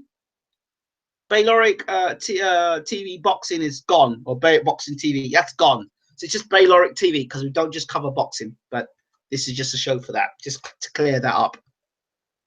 I remember he said a few months ago he was deleting his channel for bigger things on TV. What happened? Nothing happened. We're still in the transition process, and we've come back to the original channel, which is where we're at the moment. We're still waiting to transition. Things are just taking a little longer. Things are being built. Once they've been built, we'll be able to move forward. So, but in the timing, what was I meant to do? Sit down, twiddle my fingers. So we're just doing it now until we transition. But we're back to where we were before. And for those who are not unsure, are unsure of what's been going on, check out the other news features we've got on the channel, and the music and the entertainment we've got on the channel as well. So it's not just boxing. Yeah. So I expect Eubank to destroy Quinlan inside 3 rounds minutes. So yeah. So there you go. We've got somebody in the room here that I've got to get rid of. He's an absolute I don't even know why people bother. I really don't. I just want to remove him because I don't want him on my channel. Bye. Thank you. Okay, let's keep going. Get some grime artists on the channel. I'll work on that. If you can send me a grime artist or two. Here it is. Wait, hold on. Here's the push. It's a ridiculous. Haha. I did. Here we go. Let me look at it. I've just got it from Charlie. Let me look at this KO. In fact, I might even be able to play it. Let me see what I can do here. Prediction for Price versus Hammer. First of all,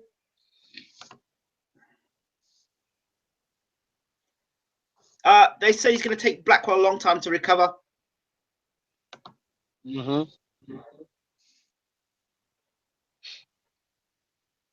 me see if I can get it here.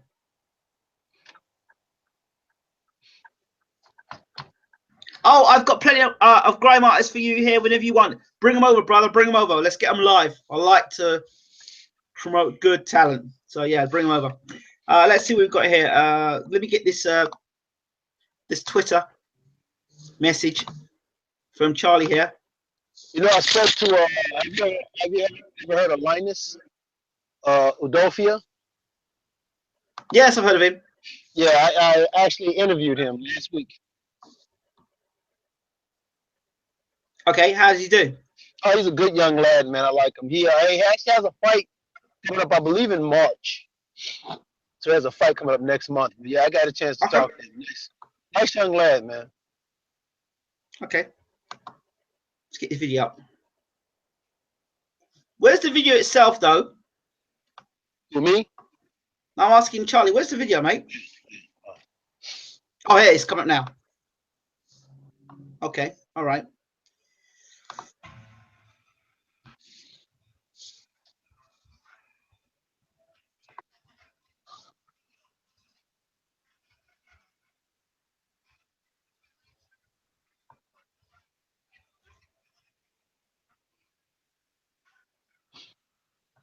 Whoa, whoa, whoa, whoa, whoa, whoa, whoa, whoa. Okay. What happened? What are you looking at?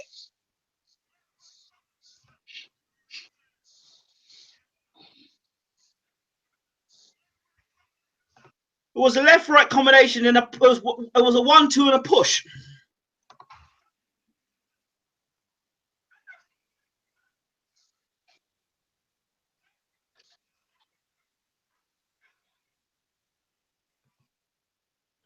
Okay, I've just watched the video here.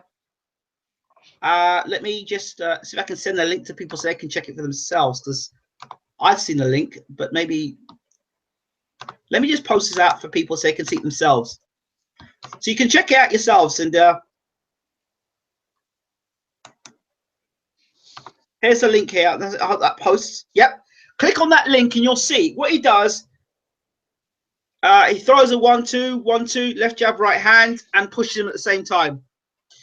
But I understand what you're saying there, Charlie, but let me tell you something. When Gil actually tries to get up, his legs are all over the place. So, yeah. He says, don't work for me, not available in your country. That's odd. The fight's happening tomorrow night. So, yeah. Chris Eubank Jr. fights tomorrow? Pardon? Saturday? Yeah, he fights tomorrow night. So, yeah. I think that's about it. So we talked about Eubank Jr. We've talked about John Ryder and Adam Etches. Just briefly, I'll talk about that. I don't care who wins that fight, to be honest. I really don't. I really don't. That sounds bad, but I really don't.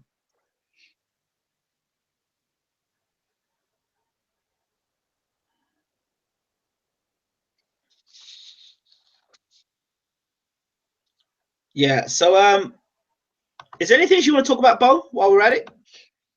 No. Nothing else comes to your mind? No, not really. I think we covered everything except maybe can I get a shout out, homie? Citizen of Heaven. Well, why not? Give Citizen of Heaven a shout. Shout out to Citizen of Heaven.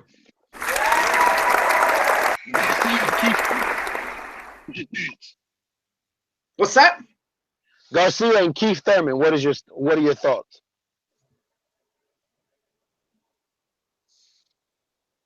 Garcia, the gift, Danny, the gift Garcia versus Keith, Once Upon a Time Thurman.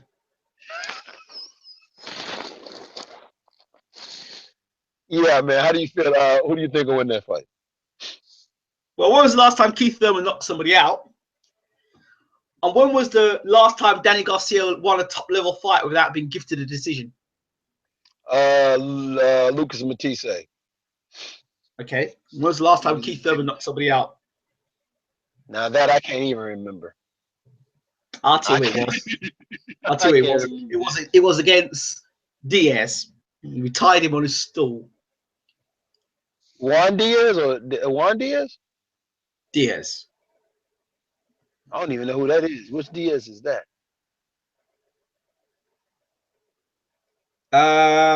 Diaz.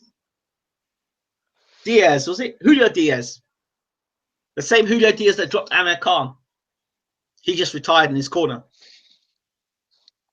What year was that? Well, that had to be 2015 or 2014. There we go. Keith Thurman's not scored a knockout since that shoulder injury. So all these people are talking, oh yeah, Keith Thurman's going to knock out Danny Garcia. If anyone's going to knock anybody out, it's going to be Danny Garcia knocking Keith Thurman out. I don't know when people get up there and knock him out, because Danny Garcia, I've never even seen nobody knock Danny Garcia down. You know, and he was hit by some pretty big. And I actually thought Lucas Matisse was a better puncher than Keith Thurman. And Lucas Matisse than Danny Garcia. So. Exactly. And I think Garcia is the more sturdy. He's got this more sturdy chin between the two of them. And I also think that I don't like that overhand right that Garcia throws.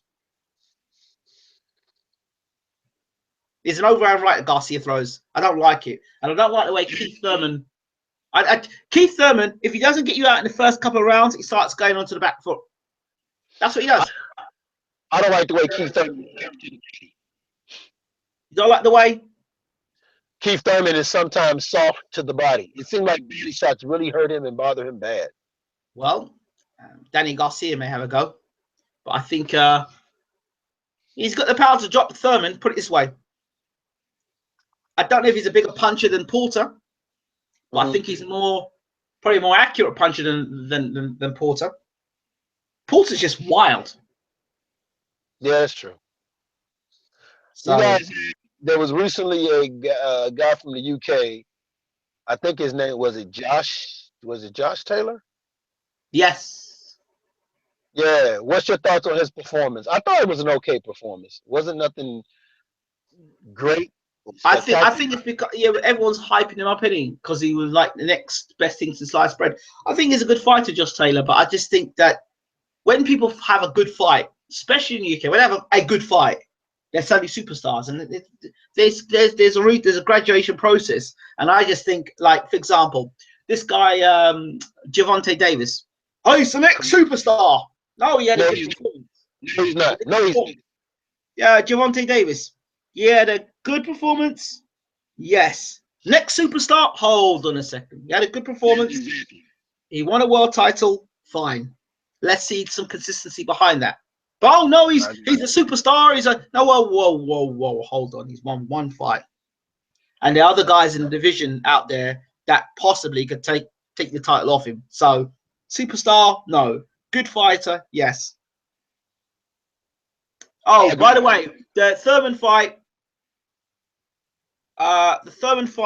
Against Collazo. If you go back and look at that, Collazo hurt Thurman to the body and was doing well after that. He started closing Keith down and walking him down, and then suddenly stopped boxing and retired in his corner. Really, bearing in mind that Collazo is a Heyman fighter as well. Wouldn't have looked good in Keith Thurman's record had Collazo gone on and scored a victory there. So I'm not. Ingram, you're leaving out some facts. This is where truth and facts got to come in place. Okay, come in.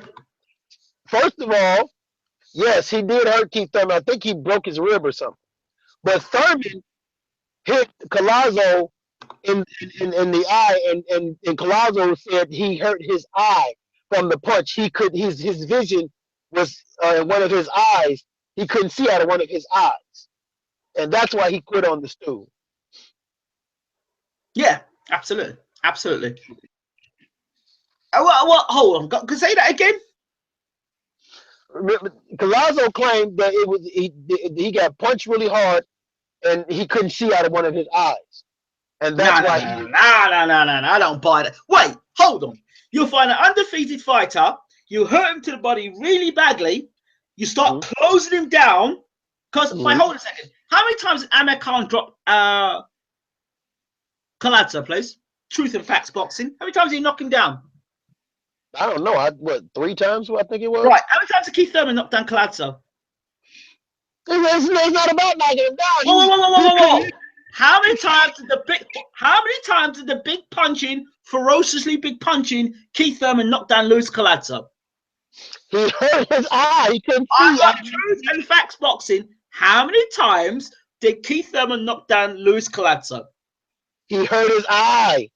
It's not about the knock. I didn't ask you about the eye. How many times did he knock him down? How many times did he knock down Luis Collazo? I'm waiting. I know it's his eye. No. How many times did he knock him down? All right, listen. How many times did he knock him down? I'm still waiting to hear the answer. How many times? Wait. How many times did he knock down Luis Collazo? How many times did Golovkin knock down Kell Brooks? But Kell Brooks stopped the fight because of his eye. Wait, no. I'm not talking. I'm talking about you're talking about Keith Thurman being this tremendous puncher. Okay. No, I'm not chaos for life. Listen. I never said tremendous puncher. I said Luis Collazo quit because he claimed he couldn't see out of his eye. That's why he stopped. That's why he quit on the stool. Wait. Go back. Listen. First of all, what division did Khan start fighting? Have his boxing career in? When did he start his professional career in?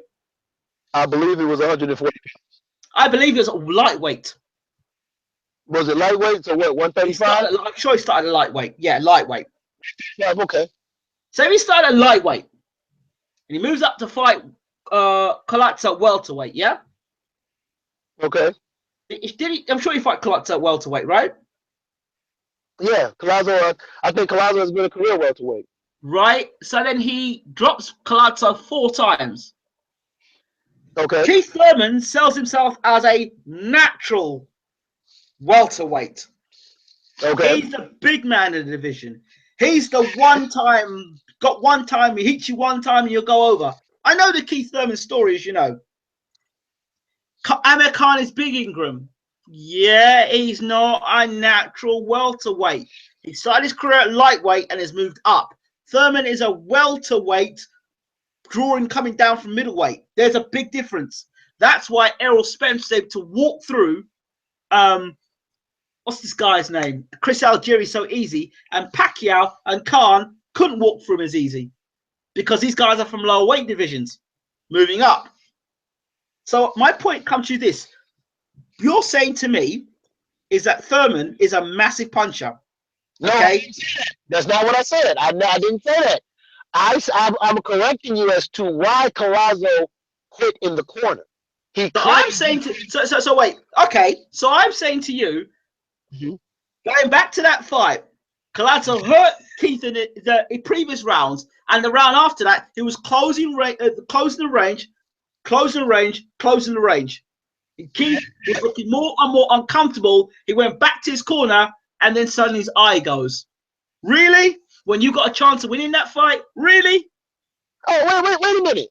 I'm just telling you what the man told them why he stopped. No. My man got paid some extra dosh to just keep it quiet. I'm just saying, hey, he claimed, no, because you're saying, oh, he went back to the corner and didn't come out. No. There was a reason why he didn't come out. Let me ask you this. Do you think Luis Collazo is the kind of guy that can be bought? Yes.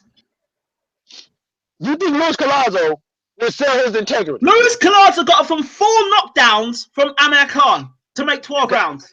Right? You got it for 4 knockdowns. But Keith Thurman, he gets cut off his eye and he don't want to fight no more. Amir Khan at any point in time hit this dude in his eye and he couldn't see. There's a difference. He hit this guy with a barrage of punches. Khan punches faster and he punches much better than Thurman. Hurt him to his eye. You cannot, Ingram, you and I both know this. You can hit somebody and you can knock them down 100 times. But if you hit somebody in the wrong spot that they're uncomfortable with, they will stop. That is a well-known fact. So I'm not saying that I don't believe Luis Collazo. Like, what possible clue do you have that Collazo integrity can be for sale? What clue do I have? Well, all right, go back and examine the tape. He hurt Keith Thurman in the fight with the round before that, and the next round he was walking Thurman back, walking through Thurman's punches and going to Thurman's body, and Thurman was looking very uncomfortable. Go back and look at the fight. I looked at the fight, and Thurman did clip him pretty good and pretty hard. We don't know, but I'm saying I'm asking you, though, Ingram. What evidence do you have to say that hey, Collazo integrity can be for sale? What evidence do I have to believe that he will stay for sale? I'll tell you how. I'll tell you what evidence. It's 2 words. Al Heyman. Oh, get that. Hold on. Wait. Hold on. Whoa. Hold on a second. This is the same Al Heyman that puts on fights with Amir Mansour and Dominic Brazil, and Amir Mansour versus Washington. Right. Yeah. And do you see those results? Yeah, so wait, hold on. Steve Cunningham versus Antonio Tarver. You want to keep talking to me? Talking to you because Brooks was fighting the Nike Golovkin. Okay, they had Kell Brooks up on the scorecard. Are you kidding me? Canelo Alvarez fought Floyd Mayweather, and one judge scored it for Canelo Alvarez. Bad scoring all over boxing. It has nothing to do with who the promoter or the person behind the scenes is. Both guys are managed by the same promoter. Oh, no, wait a minute. Stop. When Kell Brooks fought Gennady Golovkin, and you had Gennady Golovkin. Wait. Kell Brook was just brought in as a sacrificial lamb. Get it straight. There was no intention for Kell Brook to beat Golovkin for the middleweight championship. He was a fill-in. Ingram, the judges had Kell Brooks up on the scorecard. That was a travesty. Can I ask you a question? Can I ask you a question? Can I ask you a question? Can I ask you a question? Can I ask you a question? Can I ask you a question? Wait. When I'm done, my brother, let me wait. I'm trying to put a point here. When Usyk fought the town, they had up going up to the ninth round. That was a travesty. We just saw the undercard of Andre Ward, which is Sergey Kovalov, a guy by the name of Hooker, who fought this Hispanic guy, and Hooker got his butt whipped, but they gave Hooker the victory. We have seen bad judging in boxing all over boxing, just from one guy. I mean, have we not seen bad scorecards in boxing? Remember the Lennox Lewis and Evander Holyfield scorecard fight? Remember they'll happen in America, right? Huh? They'll happen in America, right? Wait a minute, I don't know what you say. It happens in America. Yeah. Yeah, but no, what I'm saying is bad scoring is not just something for Al Heyman. That has been all over boxing. That's I'm not not just suggesting, but I'm not going around the whole world and slamming everybody. I'm just talking about under how Al Heyman's promotions, PBC. That's what I'm talking about. No, man, listen. So basically, what you're telling me is that fighters' integrity is for sale. Hold on. I think the audience had to give you a round of applause for that, Bo. Yes, fighters can be bought for sale. Yes, they can be bought. I refuse to believe a guy like Luis Collazo. I refuse to believe his integrity is for sale. There's nothing that's ever shown me that. And then after that Keith Thurman fight, he didn't fight again until he just recently fought Sammy Vasquez. And then what did he do there? He put in a great performance against Sammy Vasquez. Sammy Vasquez, who just got the snot beat out of him by Felix Diaz. It wasn't a Sammy Vasquez coming off of a victory. It was Sammy Vasquez that was coming off of a mental loss. Yeah, so? Okay, so you're making it seem like Clatter beat what's his name? What's the boy's name? Oh, the guy that won Khan was gonna fight. The guy in Fast and Furious, the actor and the dancer. What? I don't know who you talking. The Tin Man, the man with no heart. What's his name? The Tin Man with no heart. I don't know who you're talking about. Come on, man. He fought Berto the other day and got knocked out by Berto. Victor Ortiz? There you go. Victor Ortiz, the Tin Man. No, he wasn't in Fast and Furious. He was in Expendables. Yeah, that's what I'm talking about. Yeah, Expendables. Same thing, but different. But yeah, him. So he fought him and he knocked him out.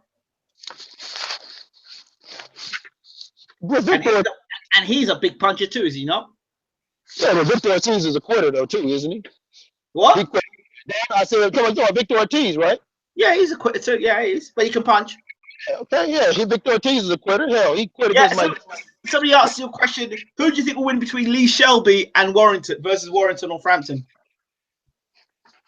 I think between Lee Shelby and Frampton, Frampton beats Lee Shelby, man. Yeah, I think Frampton will beat Lee Shelby too.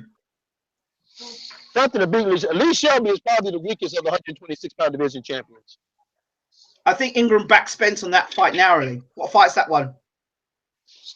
Yeah, I backed Spence, but you know, I think Brooks got to test the chin and the heart very, very quickly. I think I did a breakdown of that fight as well. Have we got anything else to talk about? Oh yes. Who wins Spence versus Brook? People keep asking me the question. Go back and look at the video I did yesterday on Spence versus Brook and the purse bids. Let's talk about the great Callum Smith. Lord have mercy. That's not.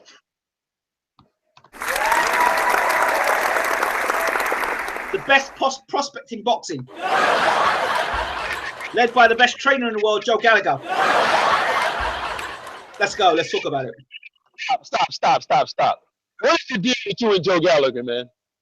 And Joe Gallagher was out scouting on Badu Jack and James Legay. He was out scouting with the undefeated Callum Smith.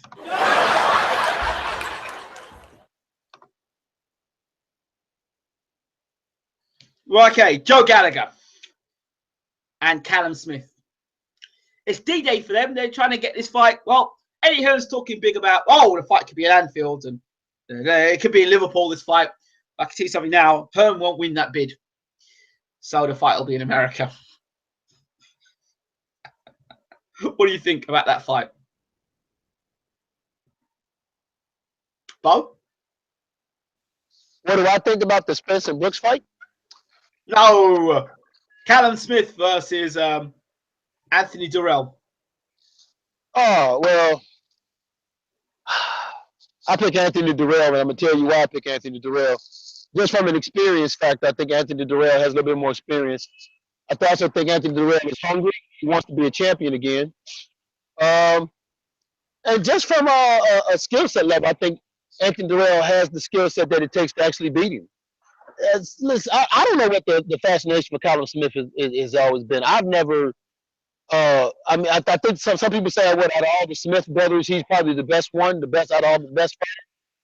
And I don't know if that's really saying that much. That's not proving anything. That's not proving anything, is it? Yeah, that's what I'm saying. Like, if that's the measuring stick, that's not a lot to me. The guy that beat Anthony Durrell, I believe, was Bundu Jack, wasn't it? Or was it? Badu Yeah. Jack. It's Badu Jack, not Bundu Jack. Hey, man, look here. Let me tell you something. You gotta stop correcting me when I say these names. Listen, I'm surprised you haven't butchered my name yet. Oh, well, your name is easy, man. I call you IG, Ingram Jones. Your name is Ingram Jones, IG. Yeah, but actually, I used to call it Baylor. I used to call you, it's Baylor. Baylor right? Icy. Baylor Icy. Say Baylor. It is what it is, isn't it? It is what it is. But no, I used to say Baylor. I used to say Baylor. I used to call it Baylor TV instead of Baylor IC. I used to say okay. Well, that's good. He won't lose the bid on a 75-25%, surely. Yes, he will. He always loses bids. How many bids does Eddie Hearn ever win? He claims he's going to win this Kell Brooks Spence bid. He claims he's going to win. He ain't going to win that either. Spence, listen, Brooke is on a plane out to America. That's it. Done. Brooke is on his way to America, on that plane, out to America, and he's going to say, bye, Brookie, off you go. Now, let me ask you this. No, I thought you promised me Khan. No, on the plane, defend your title against Spence. Or move up to light middle. Let me ask you this, because I said this and I got called out for it, and I don't care. I said that he claims he made an offer to Earl Spence and his people, which I find it kind of funny how in less than a day of you hearing that you had to fight Spence because the Brooks fight fell through, the Khan fight fell through, you offered an offer. But I remember he said the same thing about Stavern, making an offer to Stavern, and we found out that wasn't true. So do you think he really made what? Listen, as far as I'm concerned, Brooke is on his way out to America, and Smith is on their way out to America as well.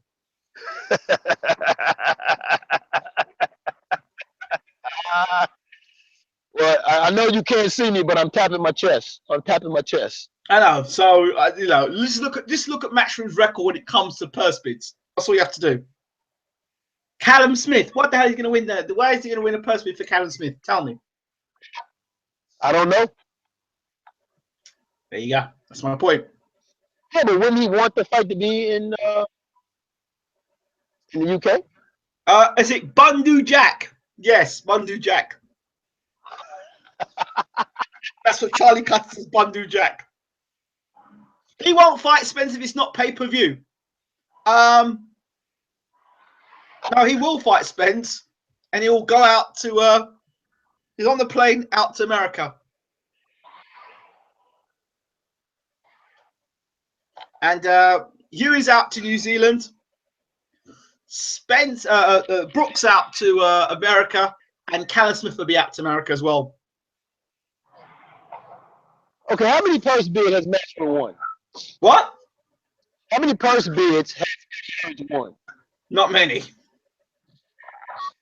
Not the big fights. Not many. He hasn't got a record. He hasn't got a reputation of winning purse bids.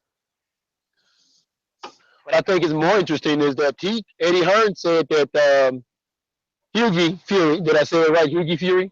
Huey Fury. Hughie Fury. He said Hughie Fury wouldn't make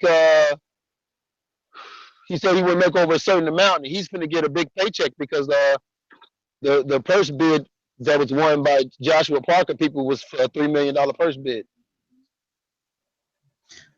Well, according to Adam Scott, who makes a very valid point here, for Eddie Hearn, it's a fight, not big enough for pay-per-view, casual audience, but too big for Saturday night. Fight Saturday night. Oh, really? Right. Again, I'm going to tell you all again, and you heard it here. Check out Rashidi Ellis. That's my boy. Check him out. Check out Manny Foley. Check him out as well. Tony Harrison. Check him out. Bad Mama Jammer. Wait a minute, Tony Harrison, the boxer? Yes. He takes on Jared Hurd. Yeah, that's a good fight, isn't it? That's a very good fight. Two young lions. That's actually a 50-50 fight, in my opinion. Is it really a 50-50 fight, or is it one of those fights that you want to make it sound like 50-50? I think it's really a 50-50 fight when you consider the fact there's still some unanswered questions about Jared Hurd. That's true. That's true. And then in the fight that he got beat in, Tony Harrison, he was actually doing good against Willie Thompson, not Thompson, Willie Nelson. Am I saying his name right, Willie Nelson? Willie Nelson, you got the name right there. Okay, he was actually doing good against Willie Nelson. Willie Nelson had been going through his body that whole fight, and it just paid off at the end. So okay. I actually like this fight